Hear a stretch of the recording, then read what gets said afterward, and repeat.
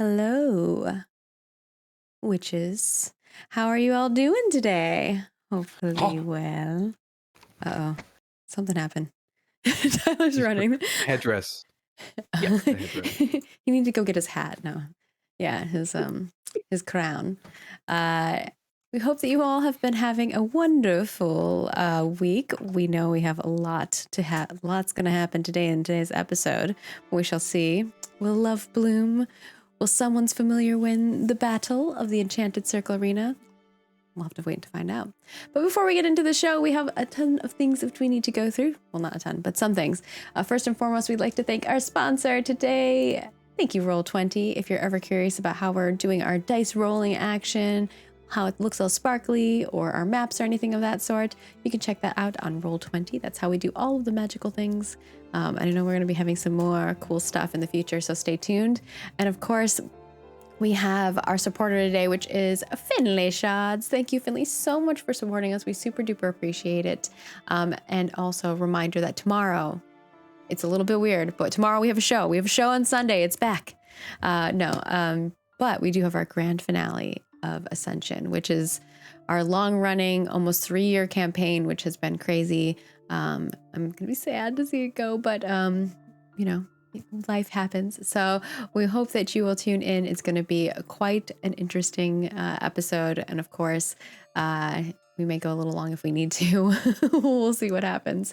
But join us over there, 10 a.m. Pacific, 6 p.m. UK, I believe, tomorrow. And of course, if you follow us on all of the places, you'll be notified whenever we go live for that. And we will be replaying it again on Thursday for those of you who are used to our Thursday show. So, if you forget and you come to the same time because it's routine for you, then you'll be okay.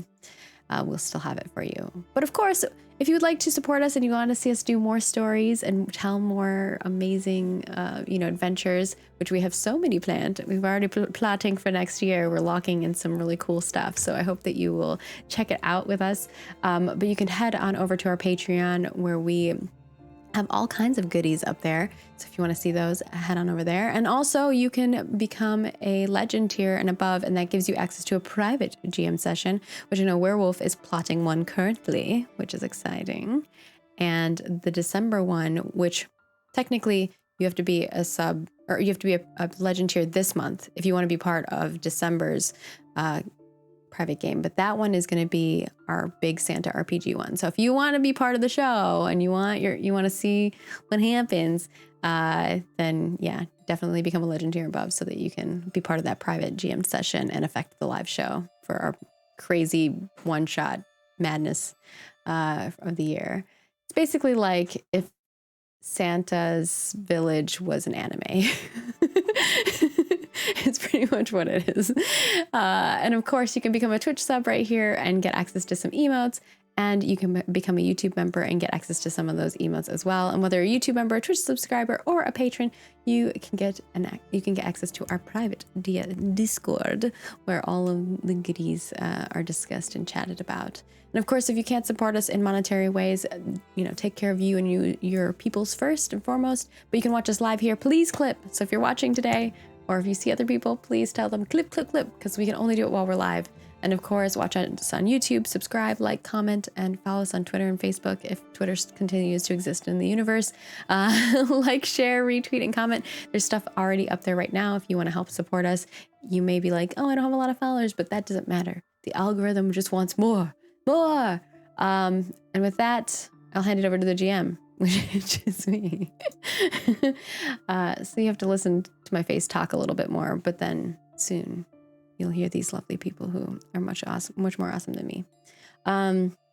So we got a little message from our Wicked Witch. You ready? Tyler's getting prepared. You can listen. I totally listen. Allegory can't be without his vines and flowers, and I had to run immediately. That was the first thing I noticed when we went live. I'm like, oh wait, I don't feel myself. I need my help. I'm not Allegory until my flowers are on my head. Some people, it's very interesting because some people are like, I need to get in a costume. It helps me get into character. And some people are like, nah, that does not help me. I like getting into costumes. I think it is good. What about you guys? Costumes are fun, but I've never needed them. I mean, I've also done podcasts entirely. Every single episode of Missing Annie Lee or The Atomless, please know that I'm only wearing pajamas. That's true. That's I it. dressed up for the first one though, for Missing Yeah, you Annie Lee. did. You did. It was amazing. But then the rest I was like in my PJs also, because we recorded at like weird times sometimes.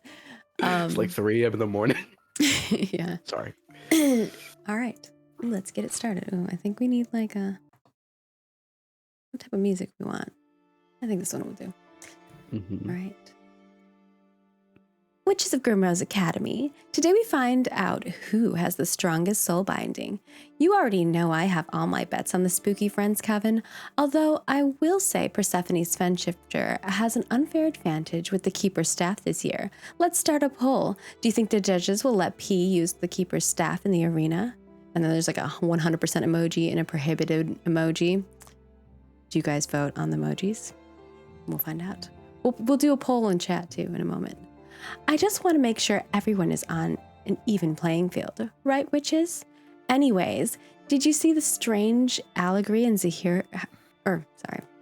Did you see how strange Allegory and Zahir were acting in the Archive of Reverie?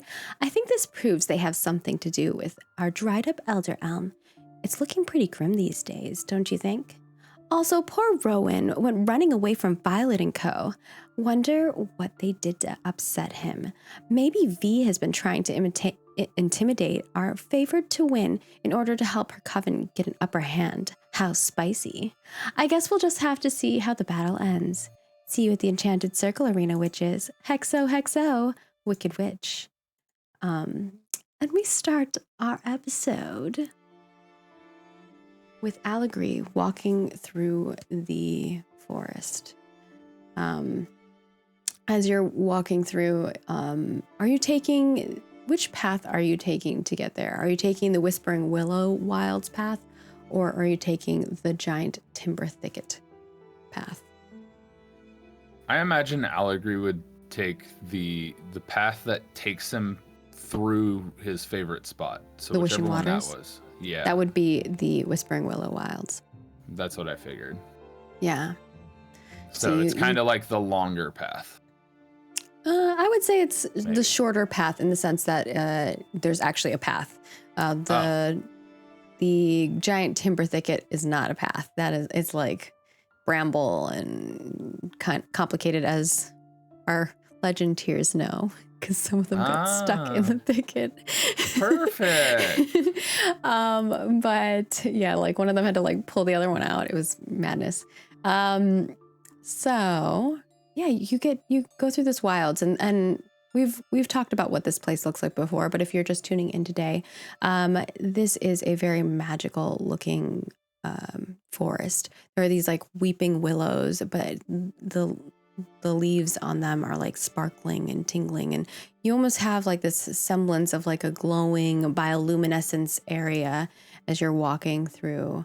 And this time you're going through not during, like, it's not super dark, but it's kind of evening. And there are little mushrooms along the way, but the path is pretty paved. Not paved, but like well walked, well traversed. You get up to where the hill is that has the opening, where there is a cauldron and a flower. Gwillem is with him, and he looks, Allegory will look around as he's walking up the hill, making sure nobody else is there, and being like, okay, I wonder, I hope you're doing well, unique flower thing that we kind of created. And did you guys cover the plant in any way or anything like that? I can't remember. You just leave it out in the open? Allegory kind of, it was one of those things that he made sure the cauldron was protecting it. I think he used like vines and stuff. I think I had said it in that episode to try and like make sure it was protected and not necessarily easily seen. Okay. So you kind of have it hidden. When you come closer, like the vines like open up and you can see inside of this little like cocoon of vines is the rose. And it looks very interesting now that you're here by yourself. You're not the most perceptive person, but it's pretty obvious to you because as you get closer to it, one of the petals is much brighter than the others. And that one in particular is the yellow one as you get closer to it. Mm-hmm. That's interesting. I wish I knew more about this flower and how to help cultivate you, but I can at least make sure you're healthy and have water. And he'll just kind of pull. He went past the wishing waters and he had scooped up some water and just kind of sprinkle some on it at the base of it and make sure it's got everything it needs. The sun is hitting it and understanding where the sun would be. And he's like, I don't know if these are important to you, but most plants like it. And I would like I want to just try and cast Nature's Reveal on the plant. Ooh. All right. Go for it. Can you paste what that spell is first? And then let's do a roll. Actually, I don't know if that spell works because it just calls forth the plant to reveal itself. And it's like, I can already see it. Yeah. It's up to you. You know what? I, instead, I'm going to cast Reveal Thought/Intent. Interesting. Plants are creatures, right? I would not consider this a creature. I would consider it Dang a plant.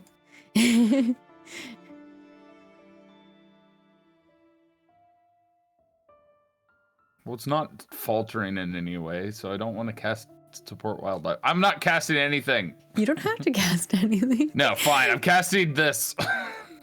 What is this? Nature's gift. Why are you I'm gonna gonna give hear it.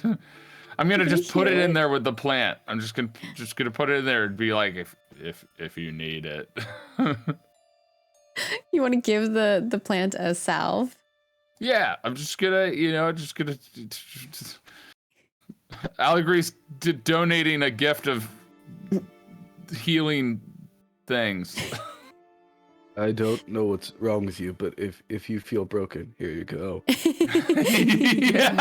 that's what he's. That's doing. assuming something's wrong with it. If you want to, you are welcome to cast that and leave a healing salve with the plant if you want. I will. It does heal one creature. Reminder that that's what it does say. Hey, I'm aware Again, of what it's it a does. plant. Maybe it's a creature too. Things combine. Ooh, all right. Our poll, I believe, has ended, and we have most people, 83% think that Persephone should not use the Keeper's Staff during the tournament. I'll have you know, Allegre also said to not. Interesting. So did Persephone, who's involved with this intimately. The Wicked Witch Voted just likes to yes. stir up a little drama, you know. Did you want Alright. to do that, or again? I Yeah, just I'm want to gonna remind do you it, that it's just a because- creature, not a. Yeah. This is a. No, he's gonna do it anyway. Allegre Okay. is finicky about things. Sure, He's sure. inventive. He's caring. He's trying to shield it in some way, and my personality's shielding. I like wilderness. I'm a yellow rose. Favorite place is I was close to my grandmother because of the garden, so the garden.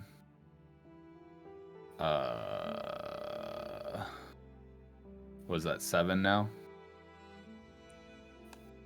You said caring, shielding, Inventive, Wilderness. caring, shielding, yellow rose. Rose Creek. Favorite I think place. 6. 6. Yeah, right.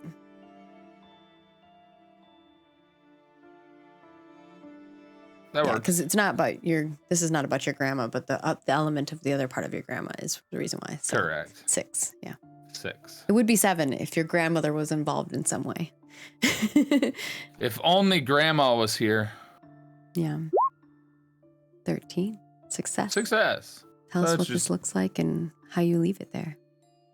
Allegre just kind of pulls a leaf off of him and to create like a little pocket, and he just kind of washes his hand over it, and using like ground up other leaves and other things that he found around him, he just kind of creates this salve in the middle, and he just kind of sets it right next to the base of the plant. It's just like,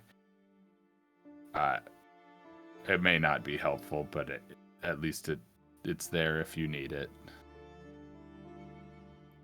Also, roll it's me kind of a perception check of sorts. Oh. Okay. All right. So perception. I'm insecure, so I'm looking at stuff, and I care a lot about plants. Does that count for bonuses? I think that would be more of a negative for you than a positive, but I don't think it would affect you in this circumstance in a negative or positive way. If it's about the plant, I care a lot about plants. Yes. I mean, wilderness, you like wilderness. Yeah. But I also am overgrown, so I'm literally part plant. Sure. I'll allow that. I'm in this circumstance, I have delicate eyes, so I care about the delicacy how delicate it is. And werewolf. It's a full body, like. It works sometimes. It does work sometimes, but I don't think it's going to work in this case. If you had perceptive or discerning or insightful eyes, those would make more sense, but delicate is more of like a gentleness about it, right? Like that to me is something that would assist you with trying to calm something down, or to, like that kind of stuff, like being more welcoming. That's where I think delicate eyes would come into play. I don't think that necessarily works for perceiving stuff as much. He is caring. I do think caring works. 3. Does shielding count? Because I want to make sure it's okay. Yeah, in this case, I think it would be because of the terminology used there.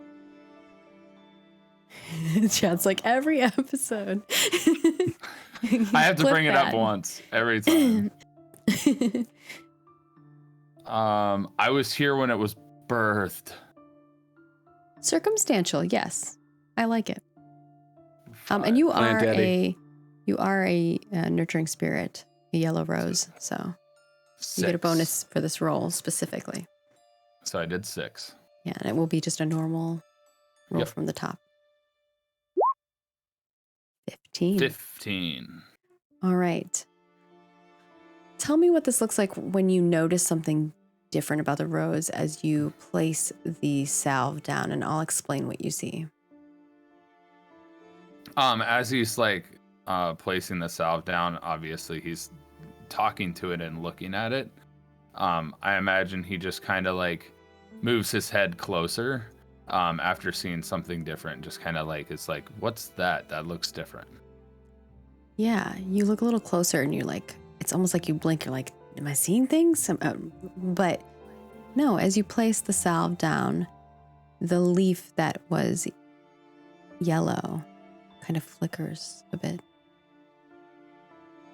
Almost like for you, like a thank you. Oh, that's interesting. You're welcome. I'll make sure you're protected still, but you gotta stay hidden. So if you can move locations, don't do it.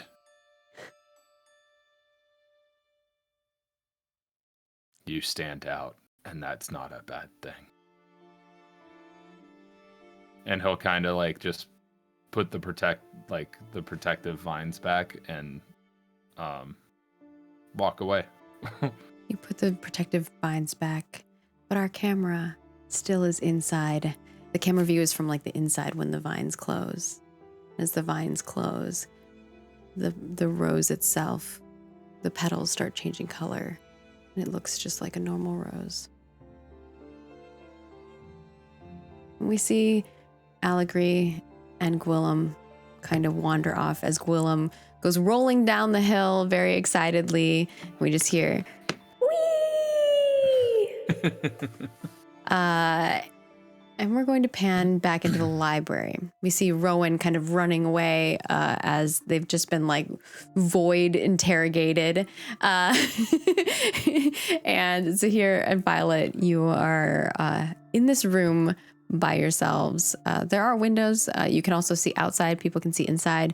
Again, there's like an empty bookshelf on one side that you think about the book that you want and like it will appear on the bookshelf, or books plural. In the middle is like a long table and a few chairs that are like hovering about. After Rowan rushes off, I'm going to run back over to like the book that I have marked things, and I'm going to reread the Murder of Crows chapter and turn to Sahir. It could have been poison, right? Well, I mean, I wouldn't trust anything the Wicked Witch does. I don't think it's going to be poison. I think feel like that's not Machiavellian enough for her. I'm just poring over all this stuff, and I take a beat. Was it bad to do that to No. Rowan? No, I mean... Wait, which bit? Well, forcing Rowan, to be honest, when they were just taking a very long time sharing.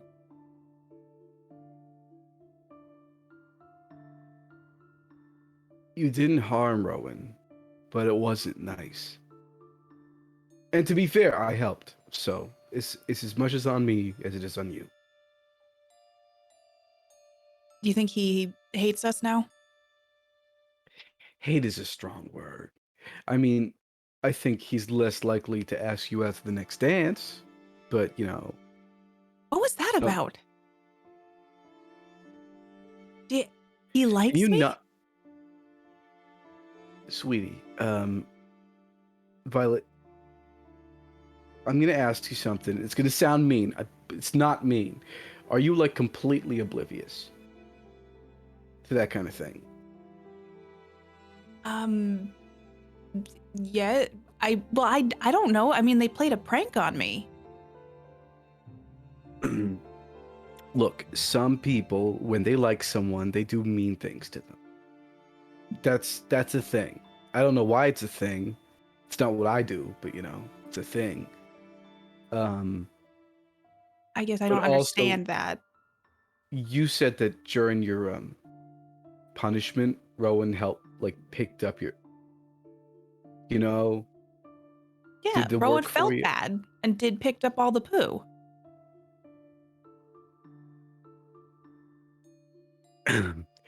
Even if you feel bad, picking up manure isn't something you just do. Well, guilt is a strong thing, and it can make you do. But romantic attachment's an even stronger thing. Are you okay? No, I'm trying to explain to you that Rowan has a crush on you. How would I be okay? We don't have to talk about it anymore. I don't. Yeah, well, I'd rather not. I mean, it's Rowan. Could you really be interested in Rowan?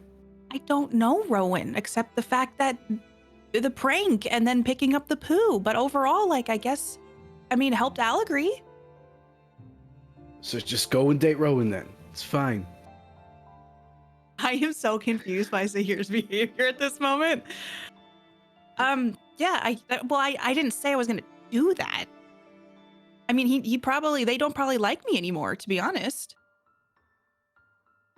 I just put them into a dark place to force them to answer questions for me. Would you like somebody if Persephone, they did that? You come in mean- as Violet is saying this sentence. That is what you hear. You say, I don't, you just say, I don't like him. I just put him in a dark place to make him tell me the truth. Is that what you said? Something like that? I think I said I don't know that they would still like me after doing that to them. Yeah, that's what you hear. Well, as, I like you and you did that to me. Just like shock? I was in class. That doesn't change that it was creepy and scary, but I trusted you fully from the moment I met you because I like you, Violet. Like me as like a friend, or like. Are you serious right now? If I liked like you as a- too, Zahir. as a friend? No, I think I like you. But I don't want to ruin our friendship because of whatever. I don't want you to leave because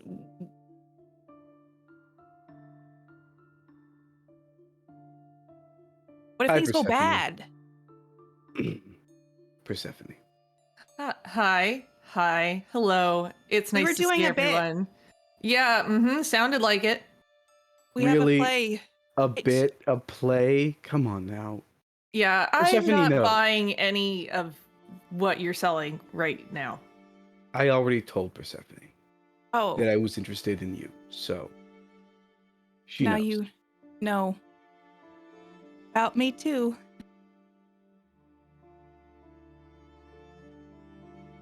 Please say something. Anything. I'm at a loss right now. You two have things you need to talk about, but maybe a break, maybe a pause for breath is advisable right now. I have some reading material for you. I'm gonna Great. grab the book and show you chapter 5 about the murder of crows, the crying Caroline chapter, the spirit of Daya, and all of that in the Book of Grimm.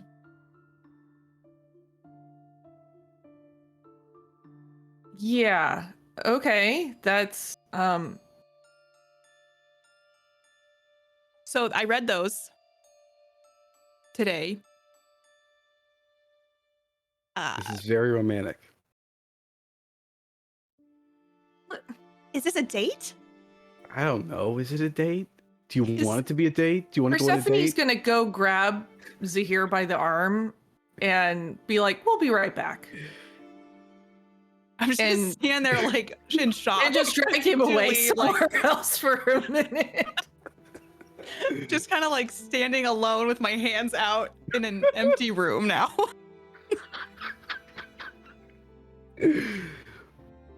One of our wishes was romantic entanglements. I think we succeeded. Hey, you need to calm down, okay? Yeah, I do. Yeah, you're getting all wound up. It's not helping literally anybody. She just Rowan was all over her and I was like freaking out about it. I don't know why. And then Yeah, but you also had an opportunity to tell her all of this a lot sooner and under better circumstances, and you didn't. And I know that I'm not one to talk, but I'm going to talk anyway. that's okay. You're my friend. You okay? No, I'm really. I don't think I can handle a lot more bombshells right now. I don't got any more bombshells. Well, I Well, appreciate that. Oh, no, I do have a cousin who's in the hospital, but that's because he wanted to get his tonsils removed. So that's like the most I got. thank God, because I had a long talk with my mother and Oh hell. told her sort of what was what with a few things. And oh yeah, my father is a shapeshifter and I might be too, and I don't know about anything going on, and my familiar has a magic staff, and my friends are all being crazy about who they like right now, and it's kind of a lot. Do you like someone? We've kind of discussed that, and I don't think it's going to go anywhere. And honestly, I think I have bigger things to deal with right now. As much as I'd like to be dealing with who I like or don't like. Well, okay. I got two things for you. First thing, I think Allegory doesn't have the words to explain his feelings right now. But I think you're right. I think it's not going to go because he's, you know, he's the closest I've ever been to a person. And something about him, something about me, I don't know. It's like there's a bell in the back of my head. It's not like a warning bell, but it's a bell and it's stinging, and I don't fully understand what it means. But I feel like what we got to do is wait for Allegory to explain how he feels. Second thing, so you've smelt like a shapeshifter ever since I first met you, but I couldn't tell you. Why couldn't you tell me? Because you're not supposed to push it. What That's does that the one mean? rule all of us have. Okay. People change during times of stress. That's when you first show your first signs. So usually it's like a kid who breaks their leg for the first time, or someone who, like, you know, accidentally sticks their hand in the oven, or their whole head by accident. By accident? I was curious. My point is that it's usually during a time of high stress. You have a deep, important relationship with your stress. I don't know if it's a good one, but I do know you have one. So if I were to push you in that moment, there's two choices. One, you wouldn't believe me, especially because you don't know about your heritage. Or two, I could send you off the deep end. And once you do that, there's no turning back. You know what I mean? So you can't push it. You got to wait for someone to find it on their own. That's one of the sucky things about the whole shapeshifting thing. But now that someone told you, I mean, I feel like I could be a bit more honest about it. It's why when I met your dad for the first time, I kind of figured out who he was. You two smell alike.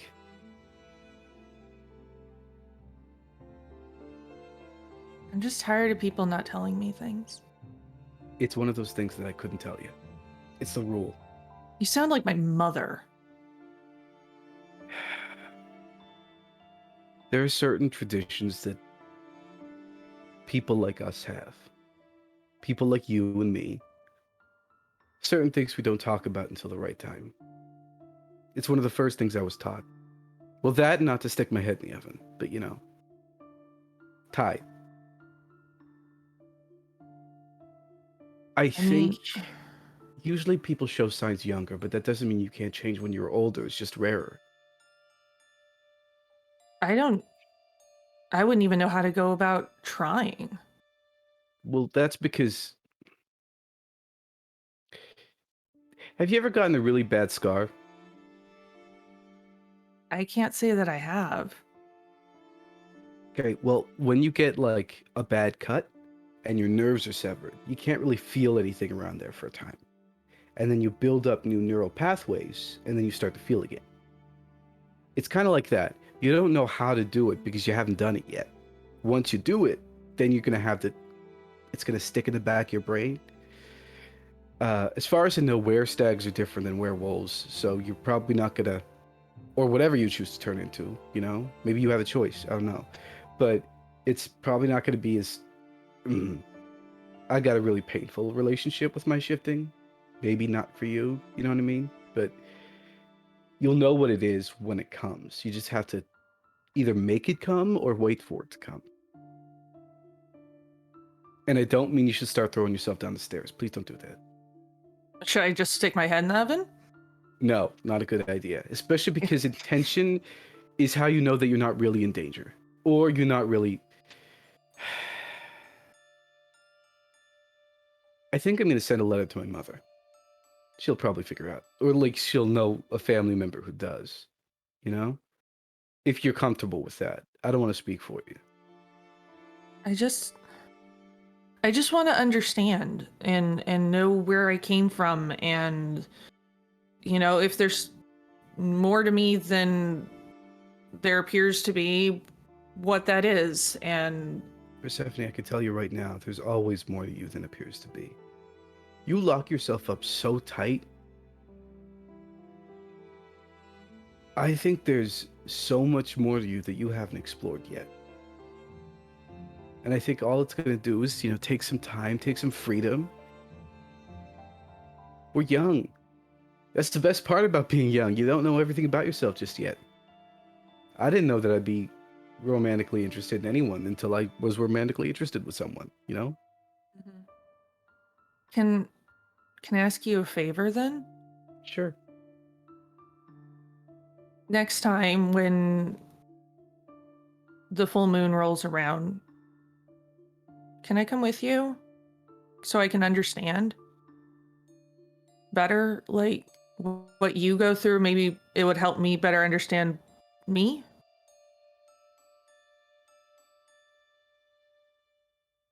Not all shapeshifters are alike.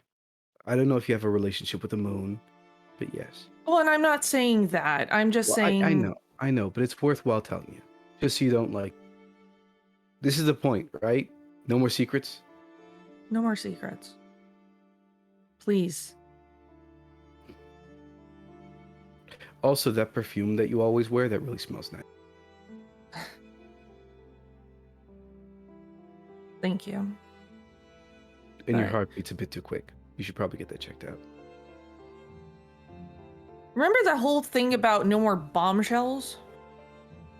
I feel like really what it is the fact that you've got a lot of wound up anxiety. No one is surprised by this.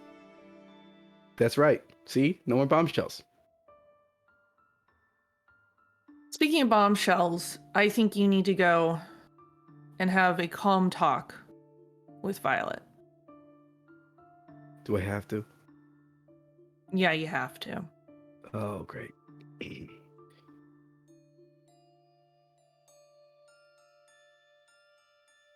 Okay.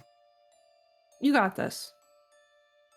Before you go over to talk to Violet, you've been trying to listen in because you think they're talking about spicy drama about you.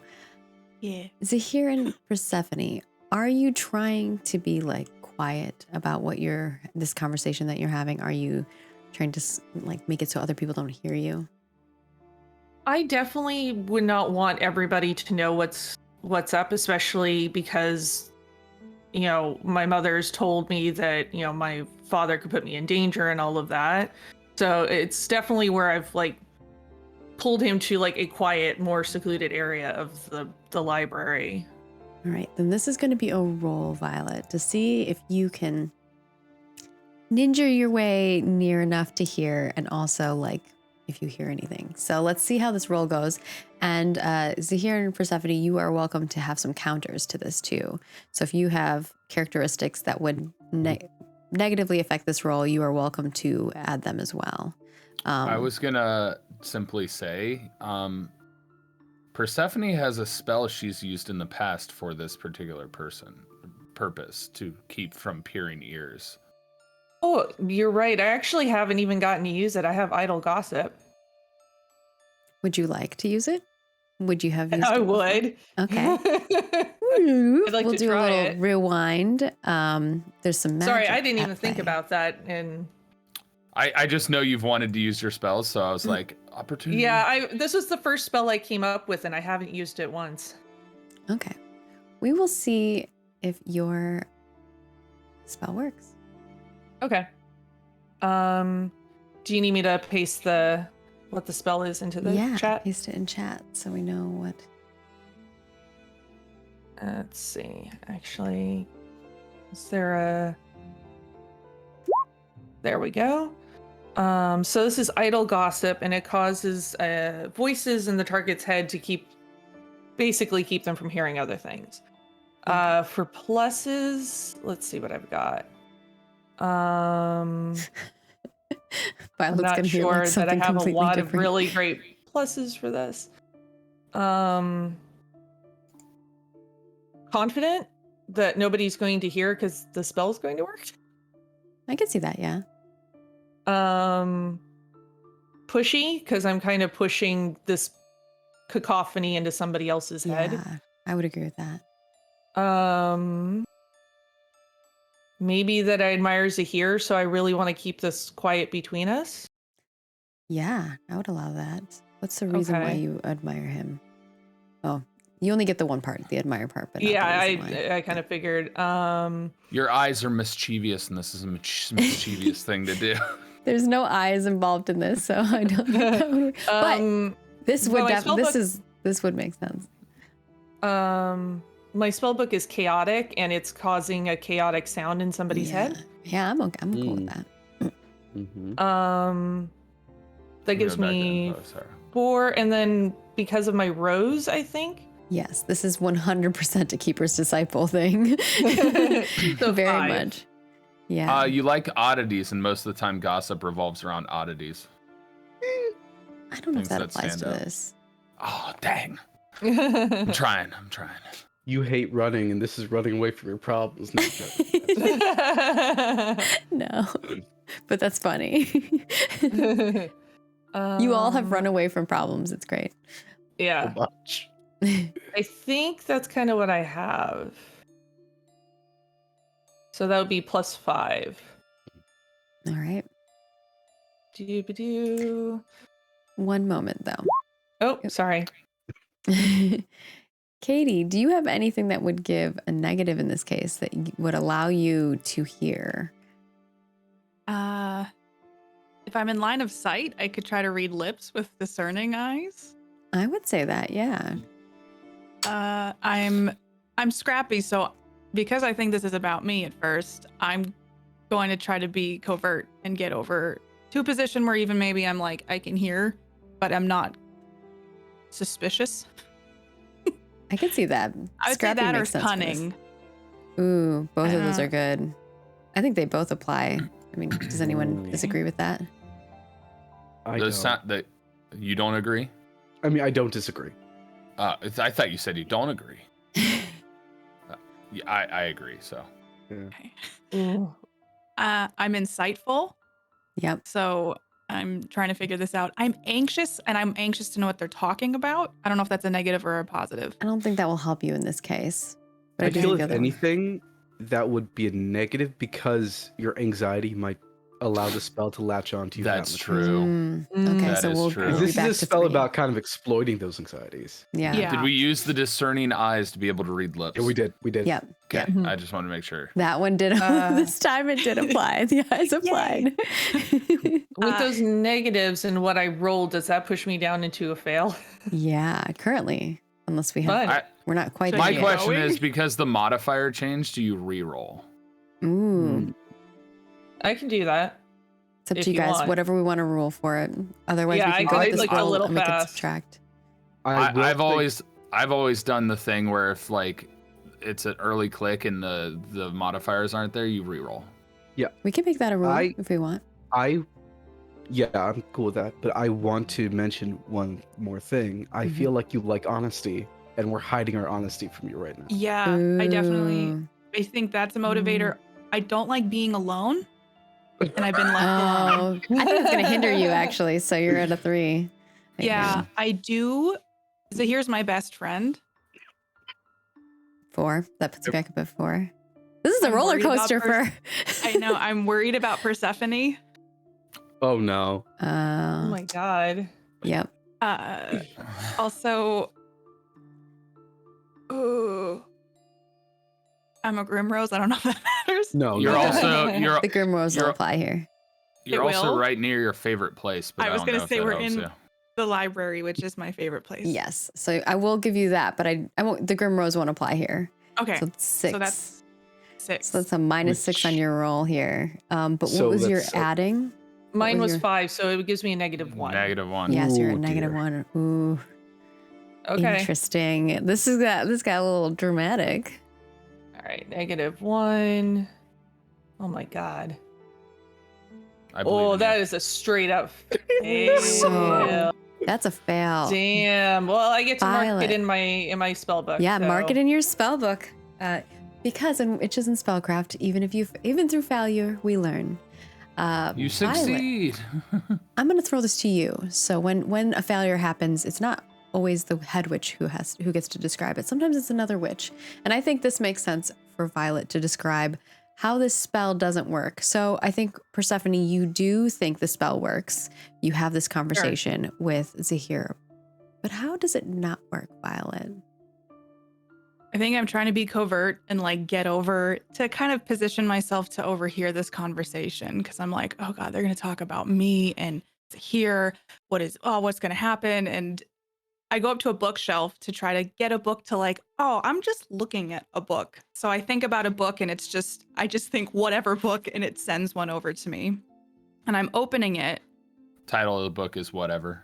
This is just whatever book. And I'm pretending to read it. And I get this like tingling on the back of my neck, like, you know, when you feel like someone's watching you or like the hairs start to stand up. And it's like this inkling of someone's trying to cast a spell on me. And I'm going to just look over my peripherals and see, do you do anything to cast the spell, Persephone? I feel like it's a very subtle spell, so I'm trying to, it's something I want to do that isn't like big and fantastic and gets people's attention. I think I actually just kind of take my finger to the side of my head and do like a swirl pattern so that it's supposed to be like causing the confusion in somebody else's head. I notice it's Persephone trying to do this on me, and it's almost like my body like throws up a wall inside. My eyes like flash black for a second and then go back to normal. And I hear like some voices start going in my head, but I immediately quiet them. It's like my brain says, shut up. And it stops the voices immediately, and almost a small rush of wind goes from me. And then I'm just sitting there and just intently staring ahead, listening to their conversation now. And Zahir, you walk back towards Violet. As you notice, Violet's intensely staring your direction. Hey, Violet. Is Persephone with you? No. I have something I'd like to talk to you and Persephone about. I would like to talk to you about something else. Well, Also, since why is she's that able to book do this, upside- I'm going to do it too. And I grab Zahir by the arm and I bring him over to Persephone. Please stop grabbing me. So, first of all, your spell didn't work, Persephone. And I have to say, I'm getting kind of sick of being sidelined all the time. I'm being left alone in rooms almost, I don't know, every single time you all want to have a private conversation. You weren't talking about me and Zahir. You're talking about real life stuff. But every time that I'm left alone, I can't be a part of the group. I'm a part of this coven, right? But I can't actually be a part of the coven if I don't know what's going on half the time. I'm always alone. I'm going on walks by myself to give you all the privacy you need. But do you want me in this coven or not? Persephone's face goes really, really dark suddenly. She just looks up at Violet. It was none of your business. Not everything is your business. Nothing is my business. You never share anything with me, Persephone. Violet. I have been talking with you and I have been trying, and I have something going on that Zahir will understand, and he's my friend and I wanted to talk to him. It doesn't have to involve you. Violet, you heard what I said, right? You heard everything I said to Persephone. Right? You try to cast a spell on me, and legitimately, I don't care if it was wrong or not. I feel like I've been left out so much. I feel like I'm here, but I'm not. And I have been sidelined my whole life, and I don't want to do it anymore. Violet, I respect you. I do. But you heard what I said to Persephone, right? The first thing I said. Sure, I heard all of it. Okay. So you know there are certain things that shifters don't talk about. We don't talk about it to anyone else except each other. Those of us who know who we are. You didn't. That wasn't coven business. It was shifter business. It's not just about that. I This is about understand my that maybe family. This isn't about you. I know that, Persephone, but this isn't the first time this has happened, and I literally am left to just twiddle my thumbs half the time. I can't get close to any of you because you don't let me get close to you. My whole life I've been living in another room away from people, and I'm trying to get close to people, but nobody will let me.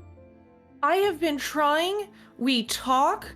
I have opened up to you. I have done everything that I can, but there are some things that are not your business, and this is one of them. And I am absolutely furious that you feel that you're entitled to this information about me. The fact that you would even not grant me the privacy of a conversation with Zahir. Persephone, I agree that Violet shouldn't have listened in. Hold on, Violet. I agree. But I think what Violet's trying to say here is that there was a repeated pattern of feeling left out. And that's, so there's two different things at play here. One, Violet, sometimes shifters say things to each other that is meant for our own ears. Can you respect that? That's fair. I didn't want to hear any of this. I thought it was going to be about something much different. That's fair. I will say I was mad that you cast a spell on me so that I couldn't hear. I think it was more like a generalized spell that kind of, no one else is in the room right now.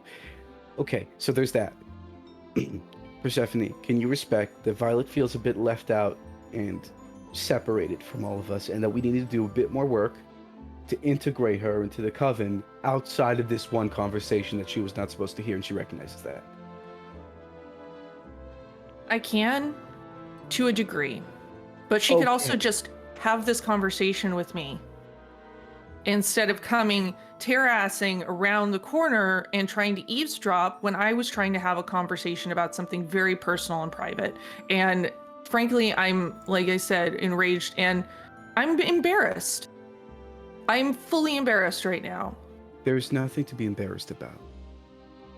It's one of those things where, like, clearly you don't know me at all, because if you knew me, you knew that this is something that I care about you, Persephone. I'm trying so hard to crack the shell to get to know you, and I feel like I can't. I don't want to invade your privacy. I don't. I just want to get to know you. You're doing it the wrong way. You want to get to know me? Fine. Not like this. The things I would do to hear a giant's footsteps right now. Well, I know you're not used to seeing this side of me, but I think I'm just at a point where I feel like I am always there, but nobody sees me. And so I'm sorry I overheard your conversation. I thought you were talking about Zahir and I. And I even didn't if mean we to hear. were, then we were having a conversation. Have you And ever you could ask wanted... us about it, but coming on the attack and on the attack after finding out something very personal and traumatic? Really? Okay. Violet, I don't need to talk more about to Persephone about you, because I already talked about my relationship with you and my interest with you. If anything, Persephone was kind of giving me a breather to make sure that I wasn't in a state of confusion and talking over myself, so we could have that conversation properly. I understand that that. And it was wrong of me to try to overhear. I just feel like I never hear anything.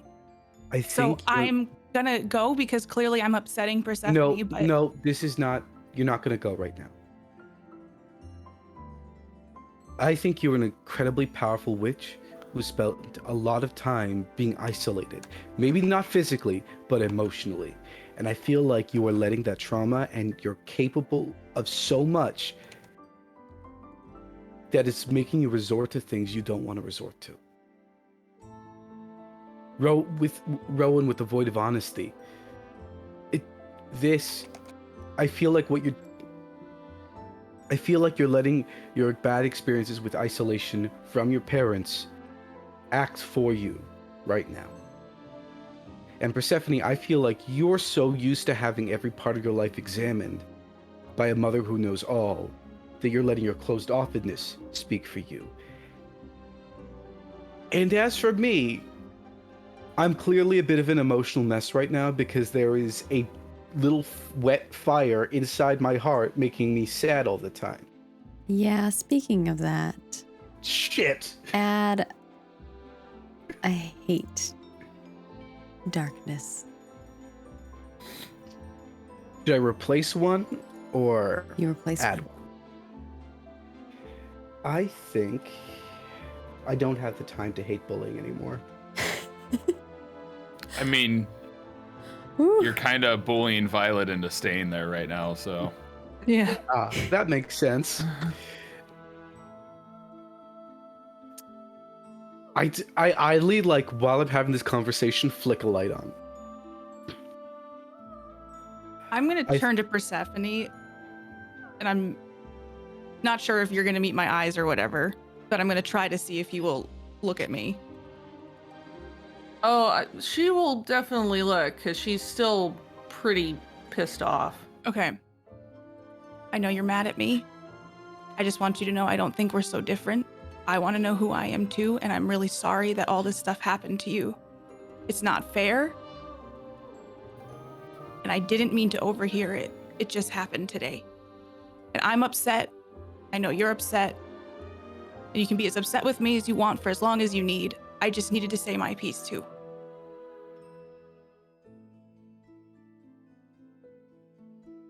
Let's do better moving forward, okay? You can trust me. I won't say anything. I won't even bring it up again unless you bring it up. Let's not do that. Let's not do that. Let's not bring something, because what's clear is that all of us are bottling too much of our feelings from each other, and it's literally leading us to do really bad stuff. So, no keeping things. We just find better times to do it. Also, Violet, I'm not worried about a friendship. Just saying that. Anyway, yeah, go ahead, Persephone. I was just gonna say, I'm gonna go get some air. I can't. It's just too many things today. Actually, you could go if you're planning on going near the woods. Allegory was heading over to, I think he was going to check on the cauldron.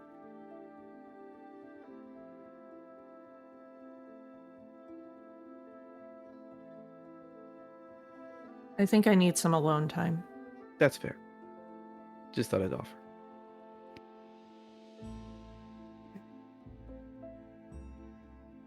With that, Zahir and Violet, do you continue having conversation, or do all three of you part ways? I'd ask for a little bit more if possible. Sure. So what are we going to do? Well, I think I've pretty much exploded any relationship with Persephone that was That's blossoming. not... Persephone's exploded before, too. We all do it. Just give it time. I meant about us. I don't know what to do about us because right now I'm feeling a lot. I understand you're the closest person I have here, but I still feel like I'm miles away from you. Why? When have I not been honest with you? With the one exception of shifter business, when have I not been honest? You've Open never with me. not been honest with me, but you have to understand I just feel like I don't know, it's like I'm a part of a team, but I'm always the one on the bench. You can't let your previous experiences with your family interfere with your relationship with us. We are not benching you. Persephone might be closed off and guarded, but she's like that with everyone. Allegory is just a sweetie to everyone. And I'm an emotional wreck, apparently, to everyone. Well, I'm not obviously the most stable either. That's not my point. It's not about stability.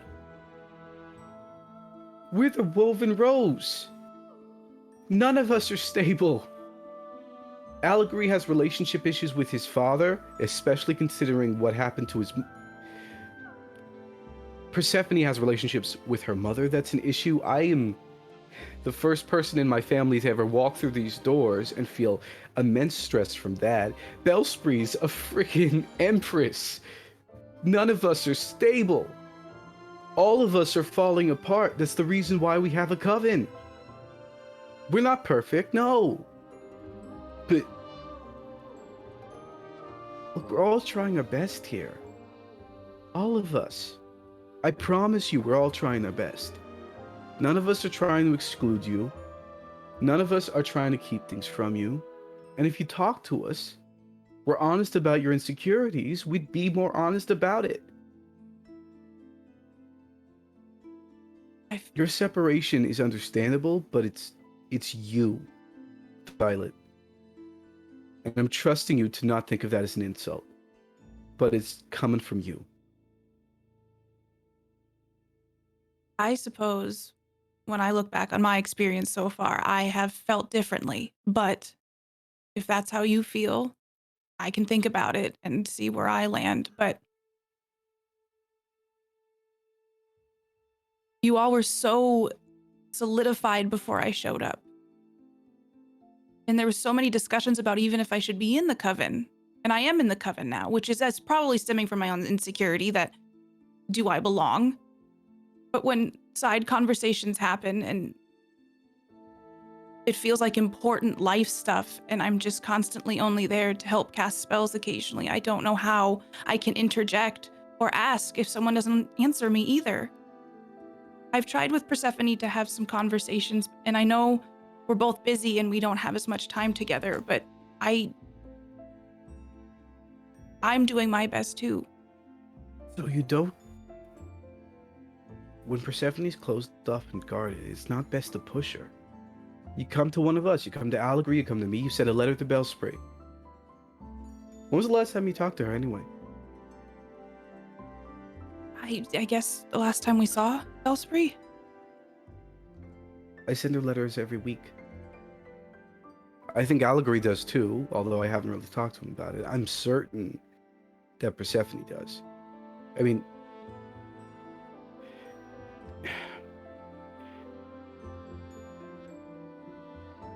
Violet, we all talk because we all talk. You can't wait to be included in this coven. You can't hold out and hope that we're going to open a door for you. You're right, we're solidified. We've always been solidified.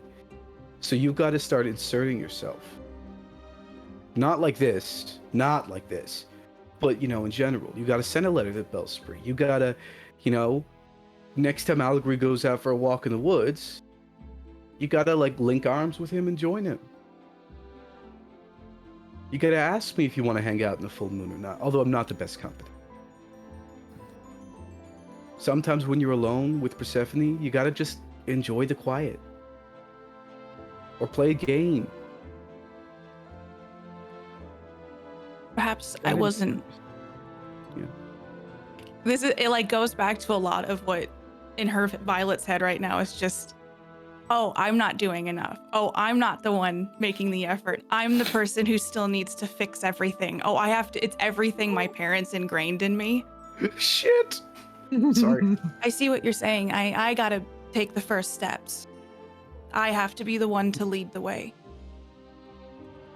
I feel like I'm not being met halfway. So here is what I'm saying. Not all the time. There have been a lot of times I have been. For once in my life, I feel like I'm getting my voice, but unfortunately, it was because it was pushed out of me instead of it just blossoming out of me. I'm doing the best I can, but I'm also sick and tired of doing this. I'm sick and tired of feeling alone in a room full of people where I have to be the one to try all the time. I've tried to include you at every opportunity, you know that. I'm not speaking in terms of general. I know there have been moments. Today was a bad day for me. No one holds it against you.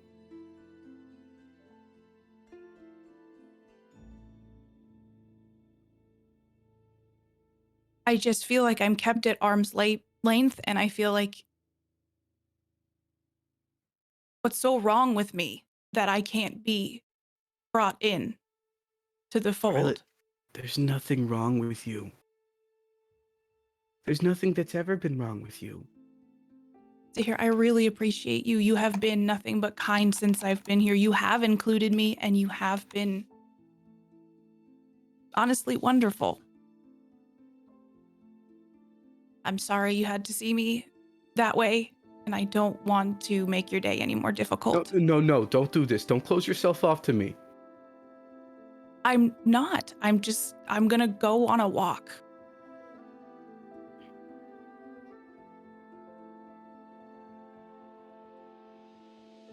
Y'all should be preparing for the event coming up anyway. So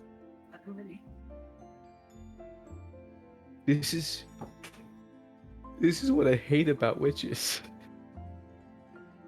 Why are you all like this? Every single time things get hard, you don't just lean in and hold each other. You walk away every single time.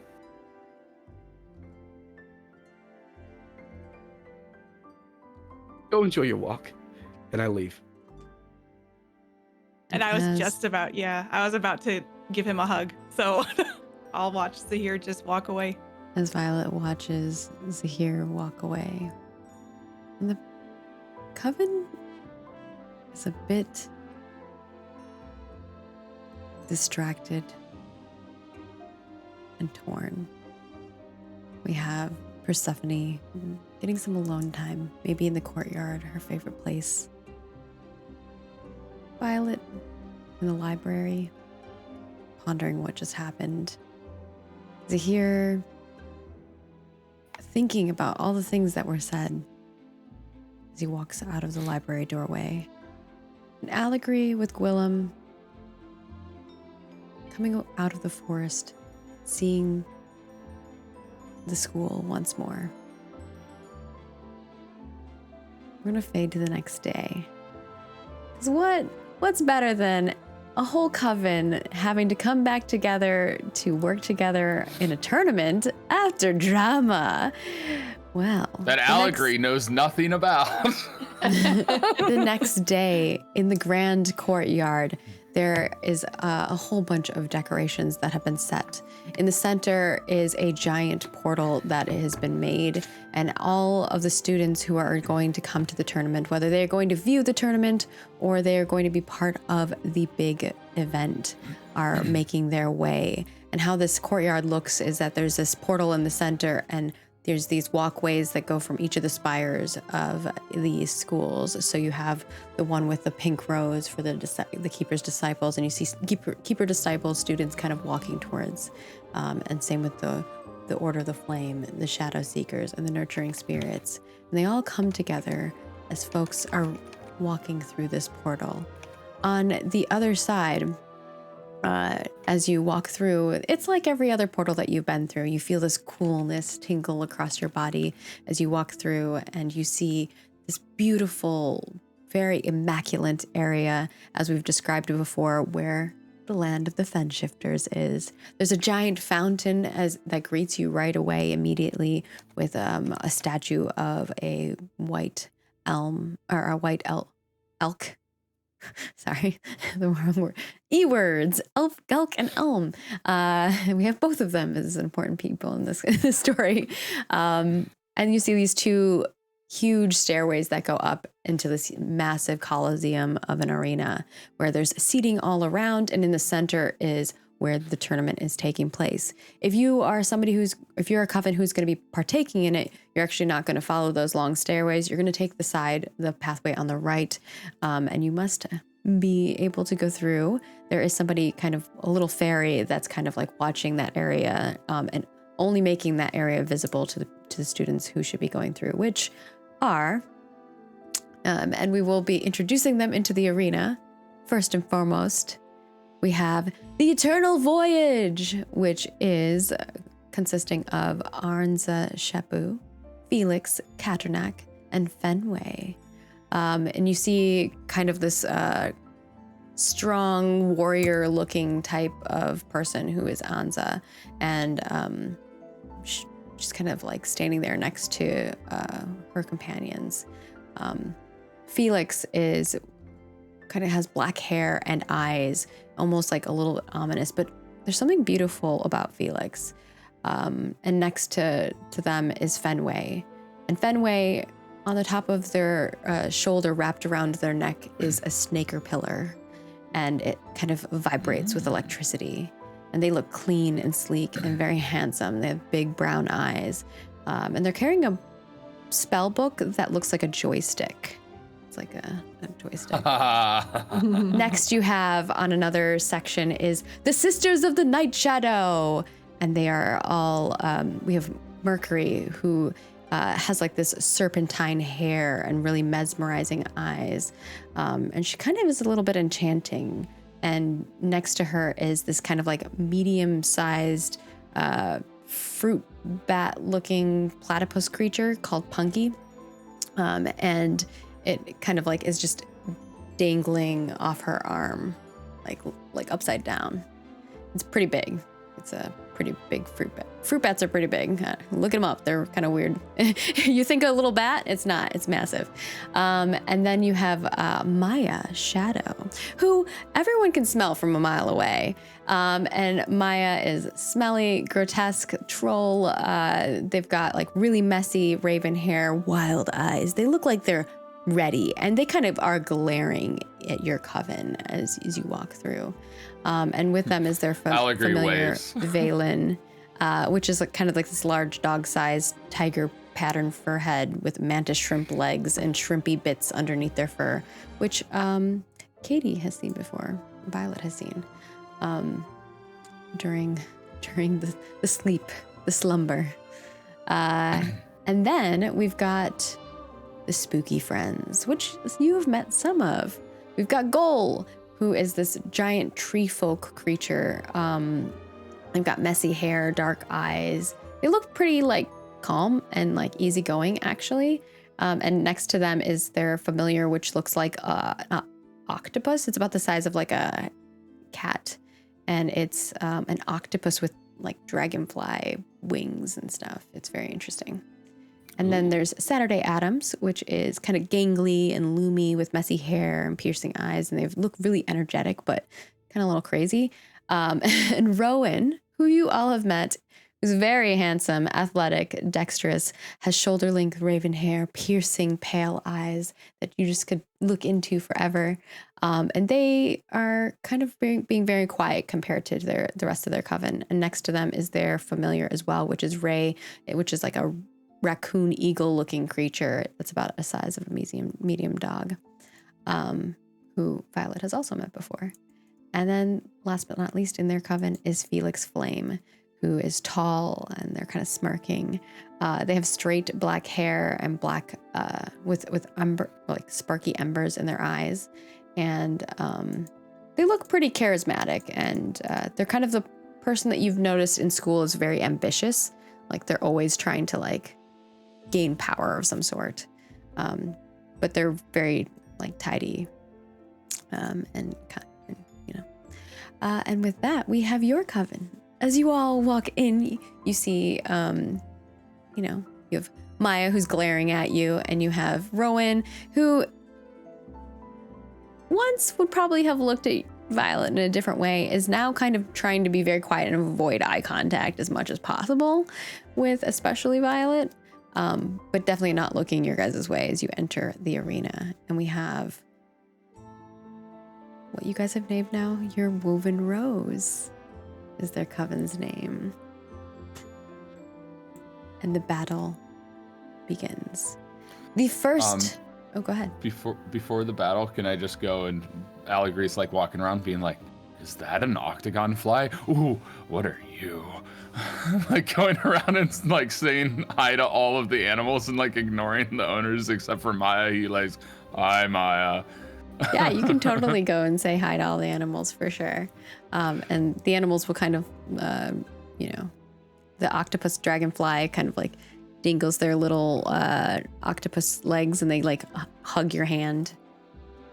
I called that the octagon fly because it's like octopus combined with dragon and fly. I think he called it, I can't remember what the name of it is. He came up with the name of it. But yeah. Okay. It is basically an octopus and a dragonfly together. Nice. That's cool. Yeah. So basically Allegre is walking with you guys and completely unperceptive of you guys being kind of tense, and it's just like animals.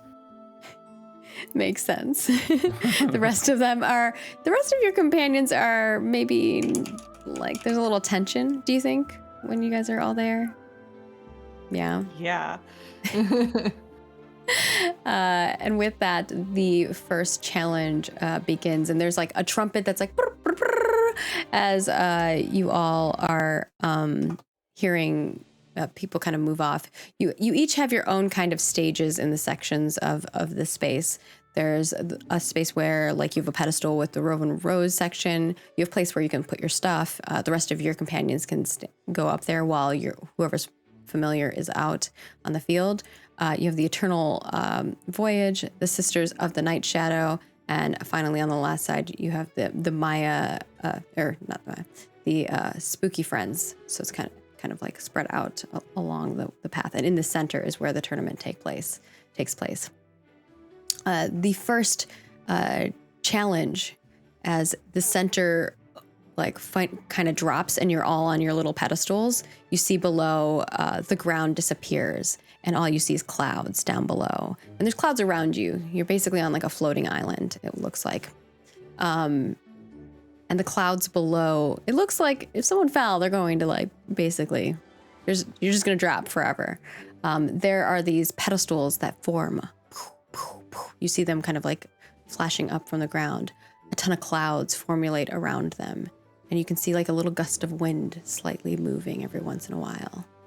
And the moon rises as the sun sets and darkness comes upon. The area is so like immaculate and clean and everything's like marble that it almost like glows. And everything around you is kind of like very light of glow. But in the center is darkness. And all you see is every once in a while the moon comes through the clouds and little bits of lights come onto these pedestals and then they disappear. The first test is the moonlight airway. There's these moving platforms, cloud shifting, and your goal is to grab the moon orb and bring it back. The first one to do it wins the round. Whose pet or familiar are you sending off to do this challenge? This is a challenge of agility. Well, I'm going to assume Dahlia. Yeah. I'll agree with like me looking at Gwillem and be like, that's not a hill. Don't fall. Do you all agree? Yeah. Violet, I don't think you have anything. And Zahir, your heart thing, does it have arms? Zahir's not even like really paying attention. In fact, there is no human Zahir. It's wolf Zahir, like a big brown dire wolf with a black shaggy mane, just like sitting in the corner staring at everyone. Can you do it? Does that count? Would that be cheating? I cock my head. I look around. I have no idea. Would that be cheating? To do what exactly? As wolf Zahir, could I be the pet? No, it has to be familiar.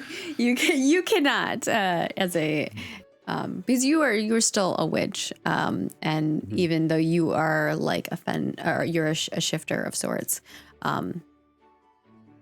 you're not a familiar. Oh, That's fair. Persephone. But you as a coven can assist whoever goes in. So like you could buff up if you are going to kind of send Persephone's pet or Persephone's familiar in Dahlia. If you all have ways that you can assist. And obviously Dahlia or Persephone and Violet can both communicate with Dahlia the entire time throughout the tournament as well. Okay, so this is cool. Persephone, you want to take the lead? Yeah, I guess so. Are you ready, Dahlia? I guess. Should I take this with me? And Dahlia has the keeper's staff. I don't know that they're gonna let you take that with you. Can I hold it for you? I don't know. Will it let me? No one else could grab it out of the stone before, so you could try. I'm gonna give it a try. All right. You try to pick up the keeper's staff. Are you taking it from Dahlia's mouth, or? Yeah, I'd be like reaching out, to let her like place it in my hands versus like grabbing for it, if that makes sense. And did any of you I feel like someone else did try to grab it, or no? It was the weeping heart. Mm-hmm. Yeah. Someone tried to grab it and it didn't work. The weeping heart tried to subsume it. Yeah, consume it. Trying to nom it. To nom it, yeah. Tried to become it. Yeah, tried to, but that didn't work. You go to grab it, and as you make contact with it, you're gonna have a little bit of a magical girl moment. Tell me what happens as you transform and what you transform into. Oh my god, what? And there is a picture of what the staff looks like in your guys' handout if you do want to see it. Mm-hmm. Yeah. It's so pretty. It is very pretty. It's like this gold staff with pink ribbon, and at the top are these like wings with a big heart gem in the center that sparkles. Mm-hmm. Oh, sorry, I was very unprepared for this. Clearly. Like anything? Yeah. You are a shifter. You may note that as a physical feature for yourself. Neat. And you may shift into one thing, and that is the thing that you are shifting into at all the time. Similar to how Zahir is a shifter, Zahir is a werewolf. Similar to how your father is a giant elk, and they only shift into one thing. Not like a fen shifter. Fen shifters can shift into anything. Sure. So as I take it, my attention sort of drifts over to Zahir sitting there, being kind of, quiet and morose. And I'm like, kind of wishing that I could be sort of also similarly quiet and away from everybody because of everything that happened. Like, I don't really want to be at this tournament, but I know that my mother wants me to be at the tournament. Yeah, your mother's like in one of the the coolest section that has like a big banner, and there's like the giant elk that's there, like big white elk. There's also like other important people, faculty in that section. Yeah, there's so much pressure, and I think I look over at Zahir, and as I'm taking it, I realize that wish to be like a wolf somewhere else takes hold, and that's what she turns into, but with like white fur, like this like big white furred wolf. That's cool. And is very surprised that this has occurred. Yeah. You transform. What happens with the into staff? Does it end up like in your paw? I guess it would have to. Paw, mouth, wherever you would carry it. I think it would probably be paws, and then it would be like kind of this weird like grappling thing for it, trying to hold it, and just like, this just happened. Like looking around like, oh my wait. gosh, you transformed. You're a shifter like me. I knew there was a reason we were together. All right, so where'd Persephone go? You're cool looking, but where's Persephone? I would be trying to say I am Persephone, but I don't know if that would actually, if I can talk to anybody else or not. I walk over to Allegory. I feel like we've set the intention of like shifting, you change into the creature, right? So I think Zahir, you haven't been talking when you were in your form, or have you? Yeah. Okay. I have not talked. So if we want to make that a thing in the world, I mean, this was something we're creating together, so that can be an aspect of it. If you shift, you can't speak in human language. Which is totally fine. I think that she would at least try to say, I am Persephone, but it probably just comes out. Yeah, you hear like little grumblings. I could try to contain my excitement, but it's clear there's a new pep in my step. Yes. And I like nod at Persephone, and I crawl up Allegory's back for a second, so I'm at my full height. Oh. and I put my head underneath his arm and push it towards Persephone's head. Okay, I'll pet the other one.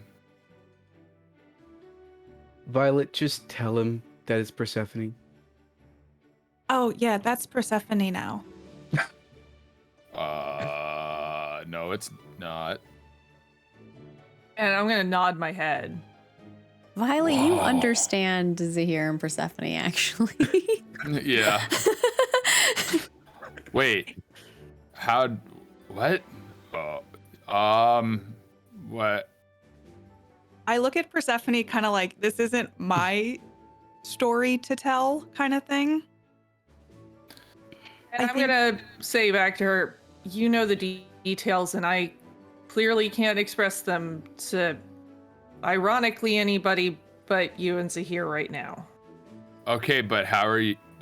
What? How? Okay, hold up. What are we gonna do?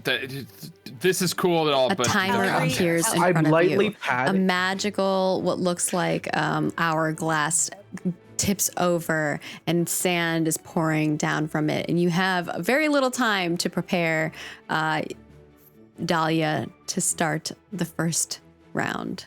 I lightly pat Allegory on the back. Persephone, remember what I said about nerves regrowing back? Just find the nerves that made you change and change them back. Got him now. Dahlia. Go. Do things. Okay. Yeah. Dahlia, you should absolutely take off. We've trained for this. Go. All right. Dahlia's going. There are 5 pedestals that Dahlia has to land on. They are really hard to see, and there's these gusts of wind that are happening as clouds are covering the pedestal every once in a while. Clouds are sometimes moving off to the side, and then the sun comes, or the moonlight comes down on the pedestal. So there's only brief moments where they can be seen. Let's see how Dahlia does. Dahlia has no buffs, so Can I cast a spell? your time is up. She ran. She's gone. This is a spell that will help as she moves. No. Ideally. Everything that can be cast must be cast before the timer goes. Understood. Yeah. Can I cast something on Persephone?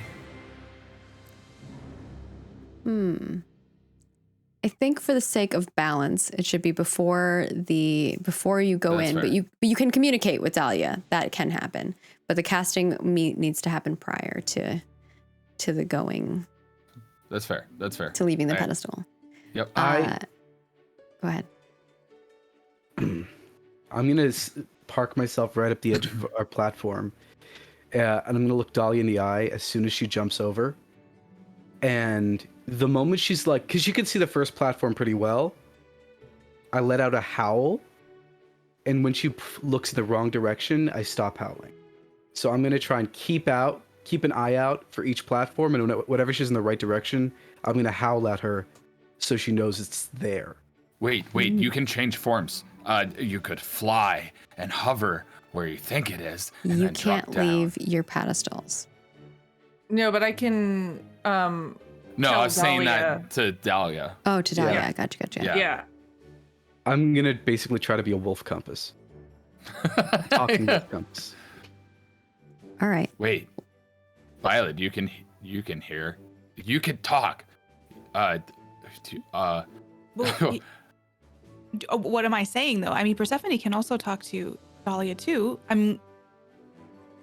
Also, the I'm further laser Dahlia- focused on Dahlia and paying attention, and I actually have sat down next to Zahir because this whole thing is so crazy that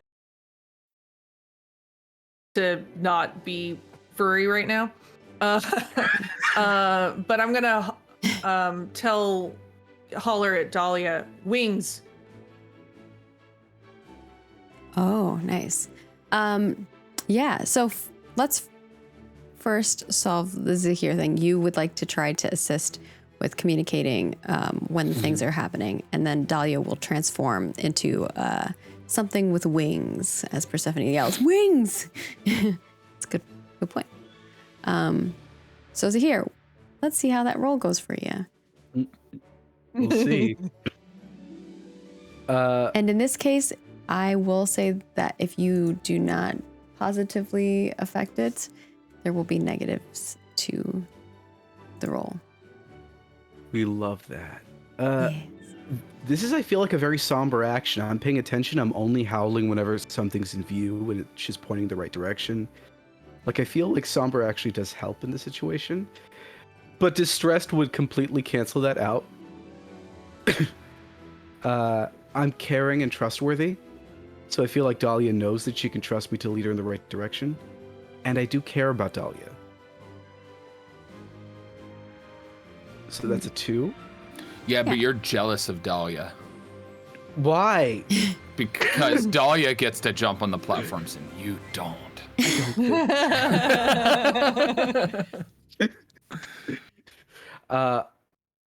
This is a hard one, but hear me out. I am moping right now. I'm in wolf form, refusing to talk to anyone, sitting away from everyone.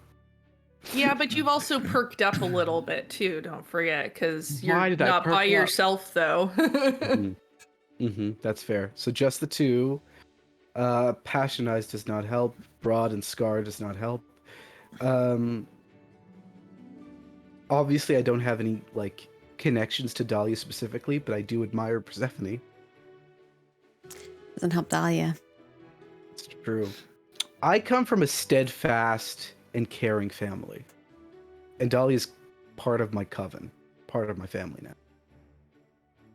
And how do you think that's going to assist you in regards to this specific? I feel specifically like just by even... I've never done this with Dahlia before, but I feel even with the howls, like there's something when a wolf howls that you know that you're either in danger or you're being protected.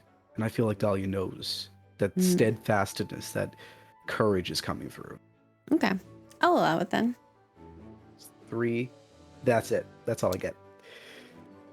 I'm going to say you get a -1 to this for circumstances. Understood. Is there anything in Dahlia's sheet that'll help me out or make things worse? For this, I think this is you trying to direct Dahlia, so it's not. Let me see Dahlia's sheet. She's got good ears. She does have good ears. She is very perceptive. But I think where you're at is good for rolling sakes. Ooh. 7. Failure. No. A failure.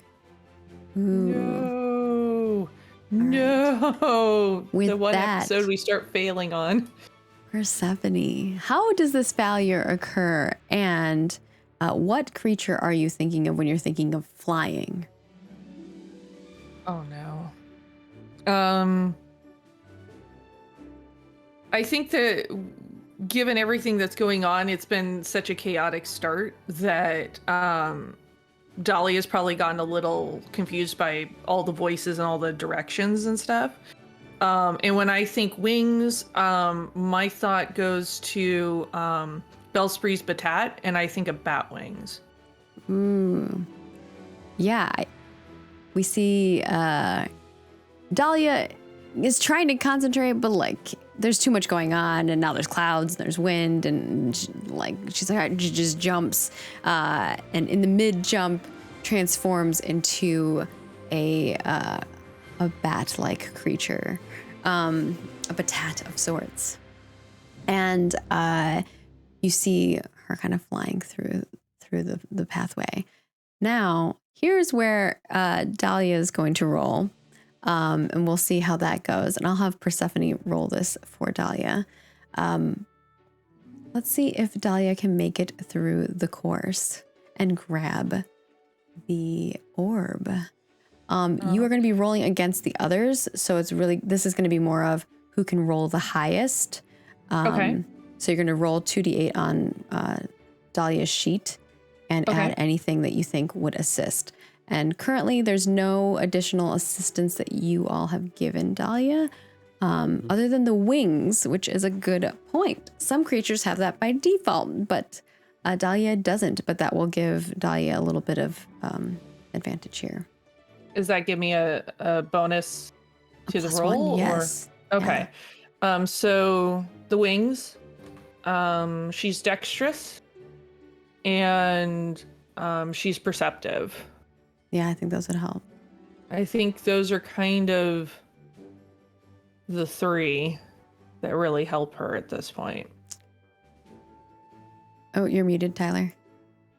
Can I vote for a double on dexterous? Because dexterous and agile are basically synonyms, and you said this test was mainly agility. You're saying like for circumstantial, because she's good at dexterous things, that she gets an advantage for that. Yeah. I'll allow it. All right, so that gives me a 4. Mm-hmm. All right, dice, don't fail me now. You included the wings, right, in that roll? Yep, I did. Sick. Partial success. 12. It's 12. It's this is gonna be more of a numbers game. It's not a We're terrible rolling roll. rough You roll- today. You rolled a 3 and a 5, you know, on a D8. That's pretty middle. Average. You Yep. know, it's not bad. Not bad. The Ooh. Eternal Voyage present their snaker pillar, and we will see how that roll goes. I need the Caterpillars are slow, and most snakes are pretty yeah. slow. This is not going to work really well. They're actually getting a -1 for their roll. Let's go. Um, Let's go. You see this electric snake kind of slither and try to jump, but it kind of slithers off the side. It like chomps on the edge of one of these like platforms, but it can't, and it kind of slides down. And you just see electricity kind of like going down into the darkness. Something does swoop down and pick it up, but you can't see what that is. And then the Sisters of the Night Shadow, they present Punky, who is this like platypus fruit bat, to try to actually, they're gonna send in. Yeah, they'll send in the platypus fruit bat. That makes the most sense because it can fly. That has wings. Yeah, and it is Go, actually Punky, go. Go, Punky, go. It is actually gonna get. I believe that Mercury's probably gonna motivate Punky with some food. So that'll give it a little bit of advantage too. Should give Dahlia treats. Damn it. Yeah. You And forgot that's to going. point out that Dahlia had training here too. They're going. Ooh, yeah, Dahlia Oh, would. yeah. That's a 13. That would put Dahlia at a 13 for sure. Unless we want to re-roll. That was the rule that we had to come up with. That is was the we re-roll. modifier thing. I yeah, You rolled pretty average. I feel like it could only go up from here. hopefully. All right. A roll with a +5. Re-roll. That was the agreement Okay. we made. Okay, I'm not stressed at all. Everything's fine. We're all fine here. Oh, you got this. Hey, Oh, see, there it you went go. up. 14. That It was went even up. more. So you got a +1. It was worth a re-roll. You got me extra And then one. the Sisters of the Night Shadow, we'll see how they roll here. Ooh, partial. So far you're in the lead. And the spooky friends, you see Rowan. Gulp, gulp, gulp, gulp. Chugs something. No. There's a potion that they drink. And Ray, their raccoon eagle looking creature, kind of its eyes flash and its wings kind of grow and expand wider. And you see like a glint of something on its claw shoes, on the little raccoon shoes. And yeah, because it has back legs, claws, tail, and wings like an eagle, but the front half is a raccoon. So it has like its little hands on the front are raccoony, and then the ones on the back are claws. So, but like all the claws kind of sparkle a little bit. There's some kind of buff that's happening. He's got sparkle shoes. He does have sparkle shoes, and that's gonna give them a 7 on this roll specifically. Haha, somebody pranked their pet. And even with that, Dahlia still wins by 1. You see this raccoon eagle creature kind of swooping in. Their sparkly claws go to grab the moon orb. But what happens? You guys decide. How does Dahlia grab this faster than the raccoon eagle? Oh, go ahead. I feel like Dahlia flies just above it, and then changes into like a heavy sort of swordfish kind of animal. So it can no longer fly, and instead like weaponizes gravity to go straight down and spears the thing. A sort of fin. A sword of fin. Do we like sort that? of a fin. Sure. Yeah, it spears down into it and swoops and comes back with the orb. And you see above your platform on the platform displayed, the platform glows and starts sparkling, and a big number appears, and you get 1 point. And the announcer just is like, and 1 point goes to the Wolfen Rose. And the crowd starts cheering. People are hype. There's clapping. There's cheering in the crowd. And you prepare for the next round, which is the botanical beasts. The center clears up. The clouds disappear. The platforms go down. And in the center, you see a jungle start formulating. Trees start coming, and you see something shaking in the forest, kind of like trampling something in the middle.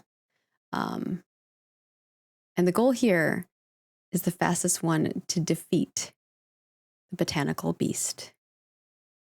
There's some kind of like creature that's in this jungle section, and they must battle them. Who do you send in?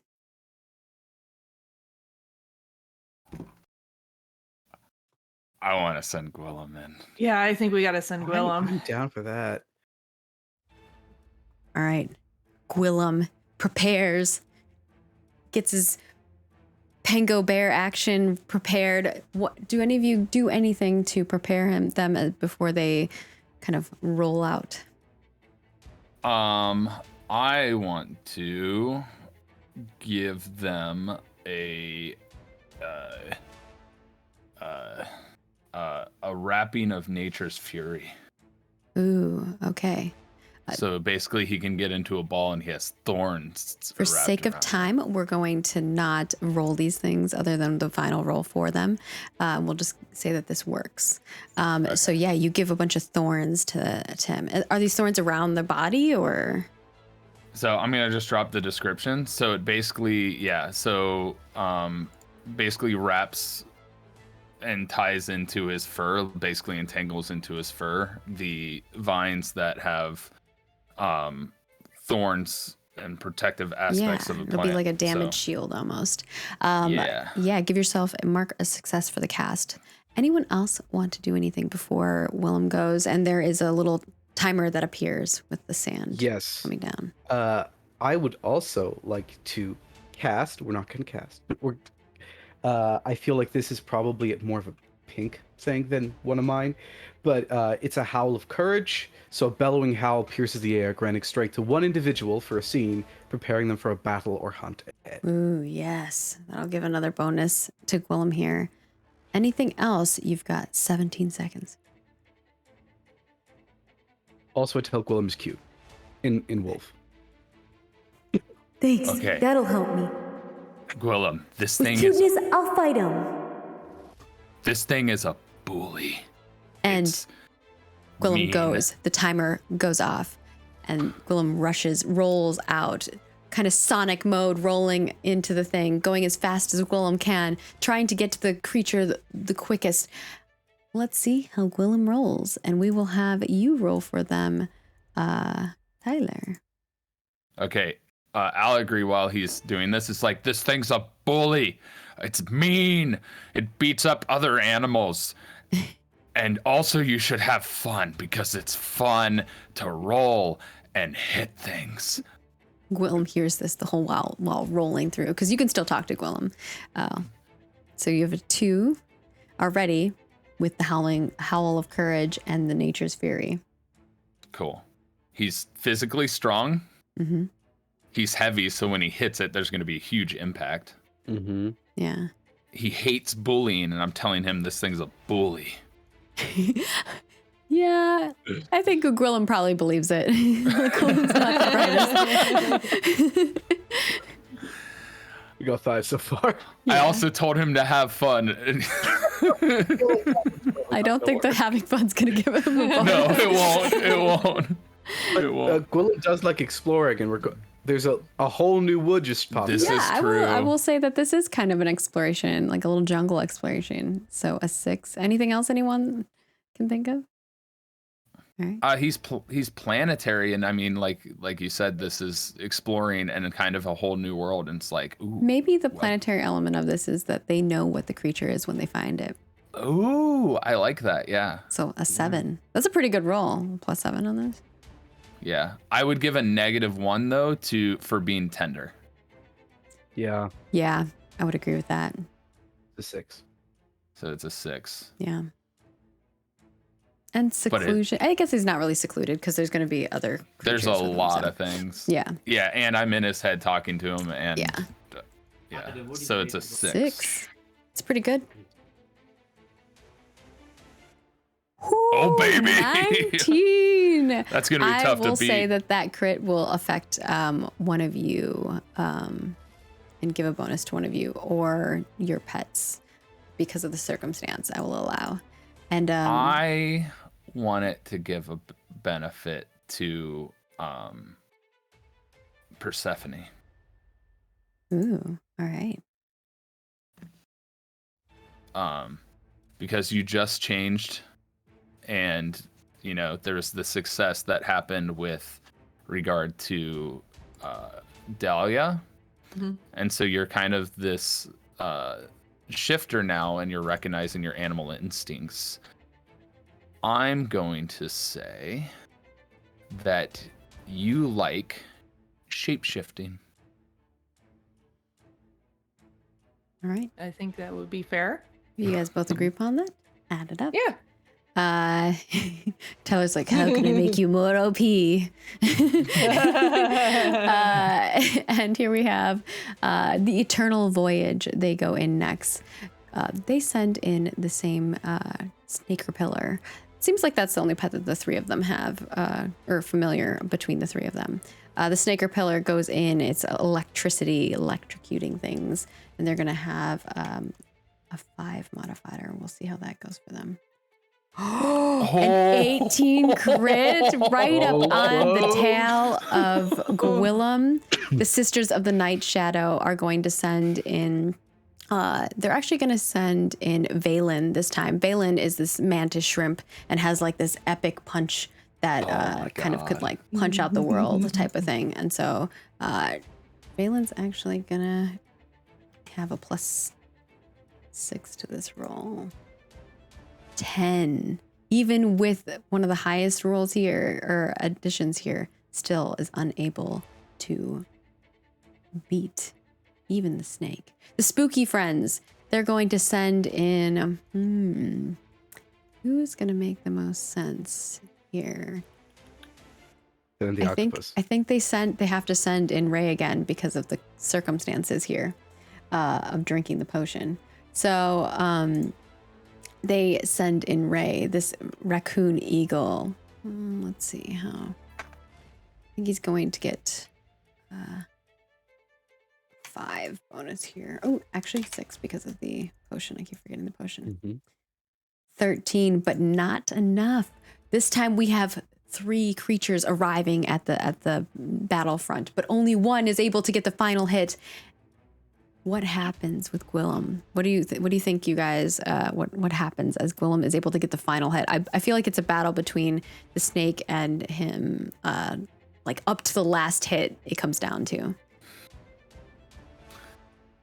I mean, I feel like he's like bouncing up and off the trees to get height, and then dropping down on top of this creature, like right in the bouncing. head too. Ooh.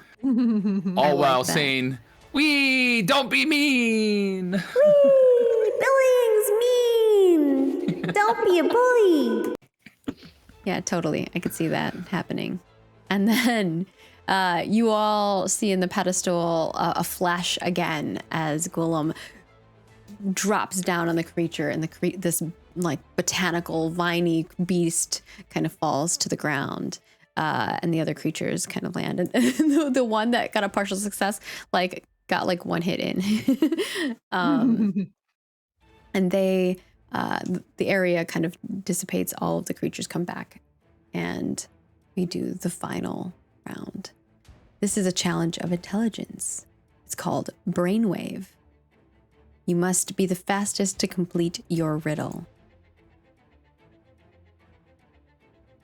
Well, I think we're gonna have to send in Dahlia again. All right. Does everyone agree with that? I was definitely like, Do we want to send in the weeping heart, everyone? Oh my god. That would be hilarious though. Honestly. It would be if you could. Yeah. I've got a spell for that. But no, I feel like Dahlia's the best. Absolutely. All right. Dahlia goes in. There's a timer that begins again. You have 30 seconds to do whatever buffing you'd like. Is being focused a mood? Yeah. Because I have a spell called Mood Shift, and I can shift the mood of one entity for a scene. Yeah, just paste that in chat, and it will automatically happen. Mark it as a success. That's a +1. Okay. Oh, that's awesome. 9 seconds. I have a quick question. Mm-hmm. I wanted to know if I could do reveal thought / intent. I don't know if this puzzles a creature or not. You don't know. But You have to decide if you want to do that or not. I'll let you know if it's I'm gonna make a tranquil stone and give it to them so they're calm. They don't get stressed. All right. Paste that in chat. You did say something else, Adam Ali. What was that? Yeah, I want to. Can I debuff everyone else? Ooh, yeah. I want to cast some chilling mists over all the other familiars today. Okay. Make them uncomfortable with the chill. Paste that in chat. Done. Chilling mist. Ooh. Make them uncomfortable. All right. Very interesting. And I think that's kind of the time that we had there. So with that, Dahlia goes in.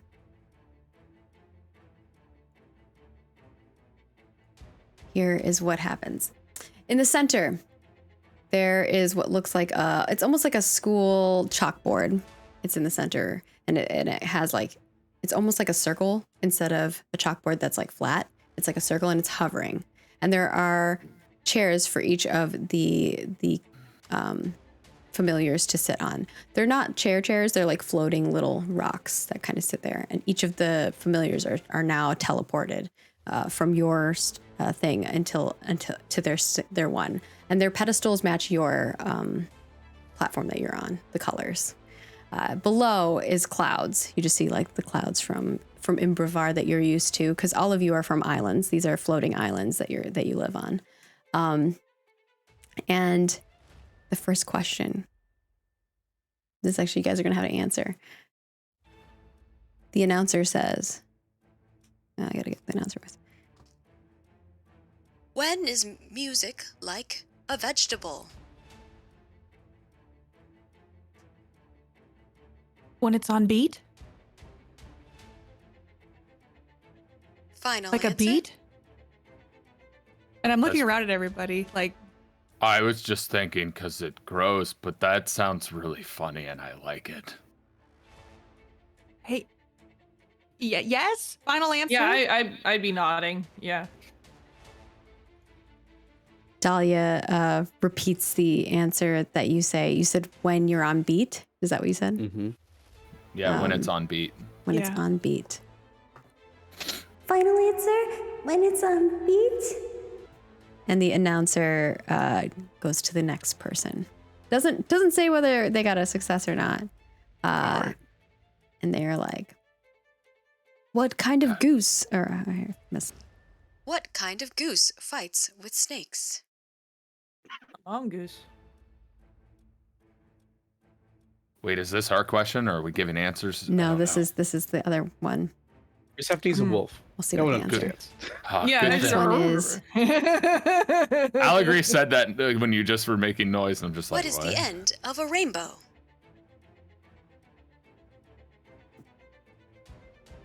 and the final one. There's 4, right? I'm not losing my mind. Yeah. And the final one is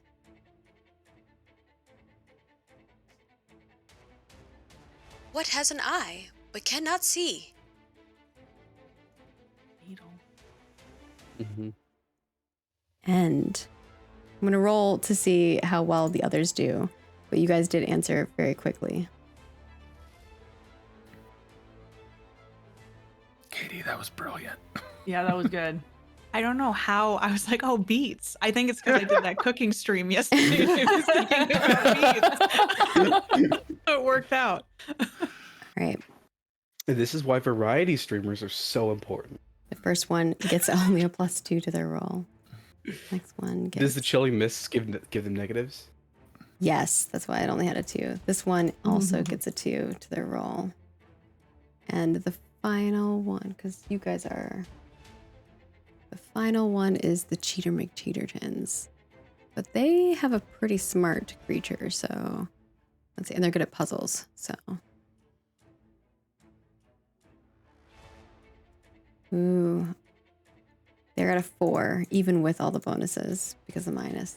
And a fail! Oh, snap!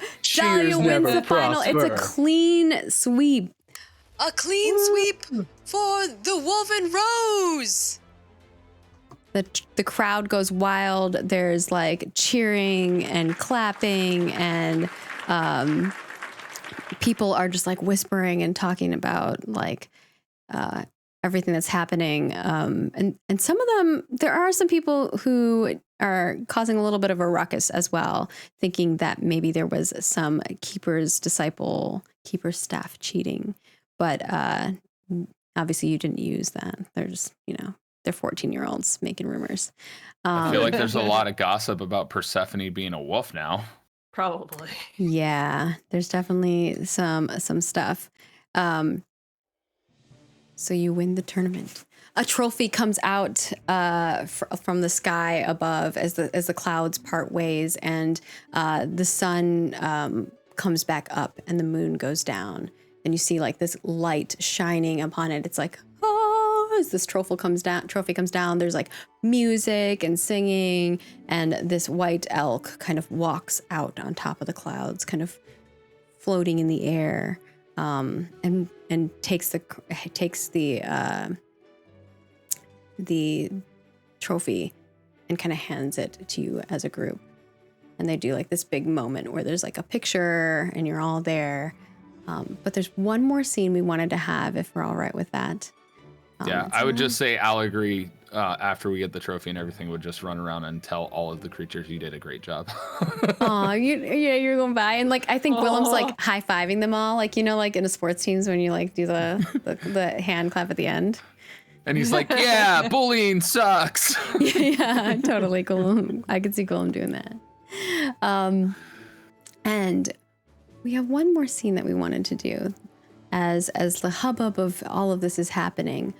Zahir finds a moment to slink away. What are you doing, Zahir?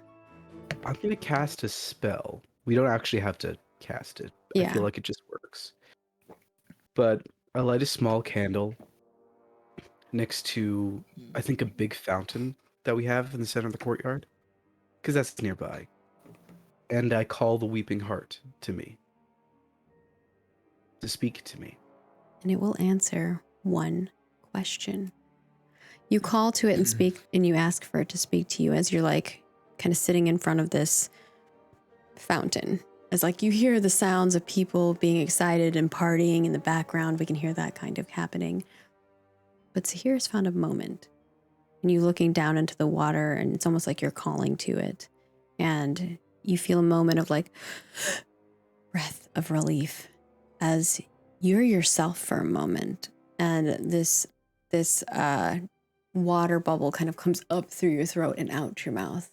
It kind of hovers and almost like ice skating, but like on top of this water of this fountain.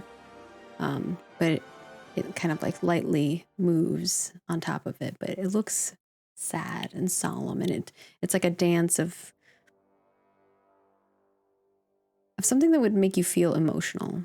When I don't know if anybody's likes watching figure skating, but sometimes figure skating can be very emotional. Okay. And it's one of those things where you're watching this and it looks like a dance that is of somber and sadness.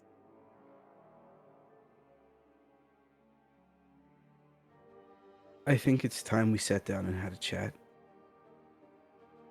Because we can't keep on going on like this. I can't do this anymore, and you can't do this anymore. So what's it going to take for you to be able to let go of all that pain that you're holding? What can we do? Ooh, what a question.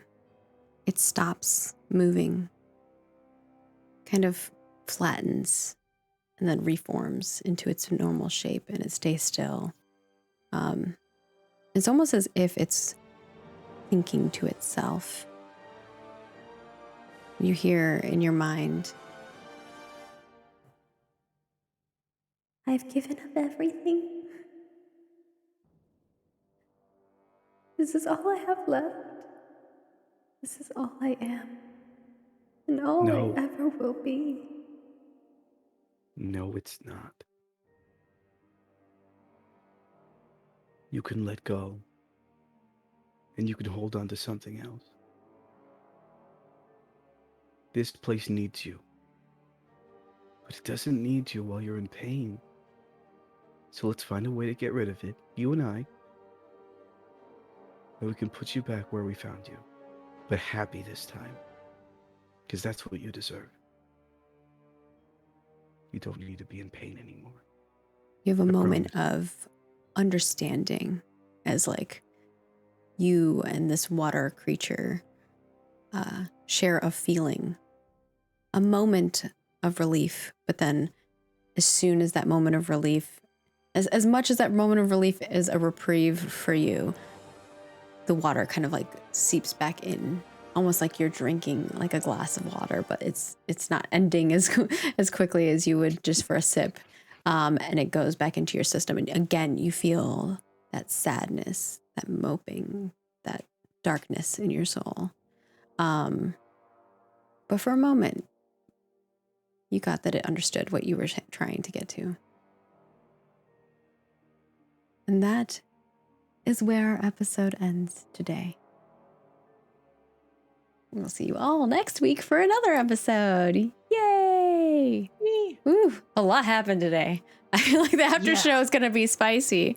So if you don't know, we record an after show after every episode where we talk about all the things. Sometimes we talk about our feelings, we do our stars and our wishes and all of that jazz before our next episode. So if you'd like to get access to that, you can head on over to our Patreon where you can become a patron and get access to all kinds of rewards, not just those, but there's a lot of goodies over there. And we also have legend tiers and above. And one of our supporters today, which is our one and only, I believe it's Finlay Shards, which, you know what, Finlay?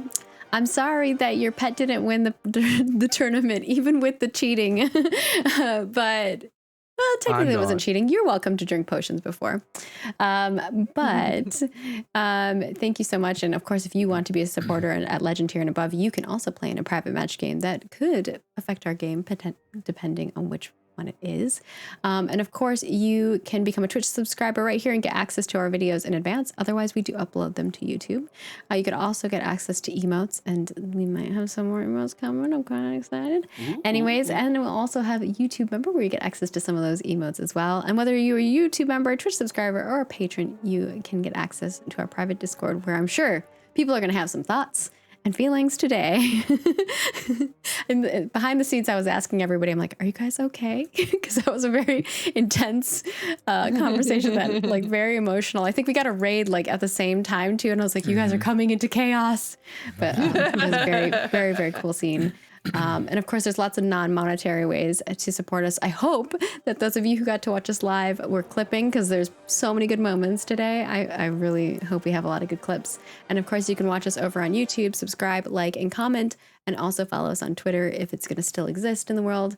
And of course, Facebook, like, share, retweet, comment, all those things. They really do help us. But with that, I do want to give our lovely cast members an opportunity for them to say where you can find them at, because they do a lot of really cool things on the internets. Starting off with Violet, who's played by Play Katie Play, when you are not feeling alone and trying to get your friends to realize it, what are you up to? I stream on Twitch. Tomorrow I'm going to be playing a new horror game. So if you want to come hang out while we play some new horror, we're doing that tomorrow. But yeah, I promise I'm not like Violet. I'm just Katie Peters Plays. I play video games over on Twitch, obviously. And yeah, Twitter. I do 2 podcasts, Quantum Drive, and Katie hasn't seen that. If you want to listen to me talk in your ears while you're doing chores or food shopping, I can do that for you. But yeah, I don't know. I don't know. I never know what to say about myself, but those are the things that came to mind today. So, and Katie's community raised over 100K for charity. That's so awesome. Exciting. Yeah, Kids of St. Jude, which is really cool. I love that stuff. And we are characters. We're playing characters. These are not us as people. So always keep that in mind. I think sometimes people get upset with people when they're playing characters that are maybe not the most friendliest sometimes. And of course, we have Allegory, played by Apocalypto12. Where can people find you at when you are not rolling with the punches? You can find me on my podcast called Go My Favorite Sports Team primarily. This is a podcast, if you ever wondered why, how, when, what is sport. It's for sports people and non-sports people, like mostly the non-sports people, because sports weirdly affect the entire world and have major impacts on people's lives. But you can also find me over, on socials as Apocalypto_12, or you can search Tyler Scheid. And I actually just had a culmination episode of a 3.5-year campaign last night. So I relate to that last comment. That's because gonna I be played us an tomorrow evil character for Ascension. So I feel you, man. Yeah, we have our grand finale. Look at that. So yeah, just keep an eye out on my socials and I'll tell you where I'm at.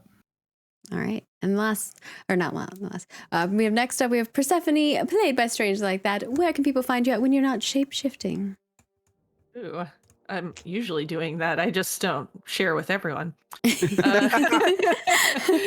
can find me everywhere online as @StrangeLikeThat, Twitter, Instagram, Twitter for now anyway, Instagram, Facebook, my website, sometimes on TikTok.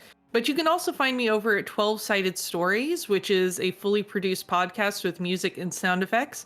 And right now, my Vampire the Masquerade campaign, Unquiet Blood Hellfire, is dropping episodes every Friday. So check that out.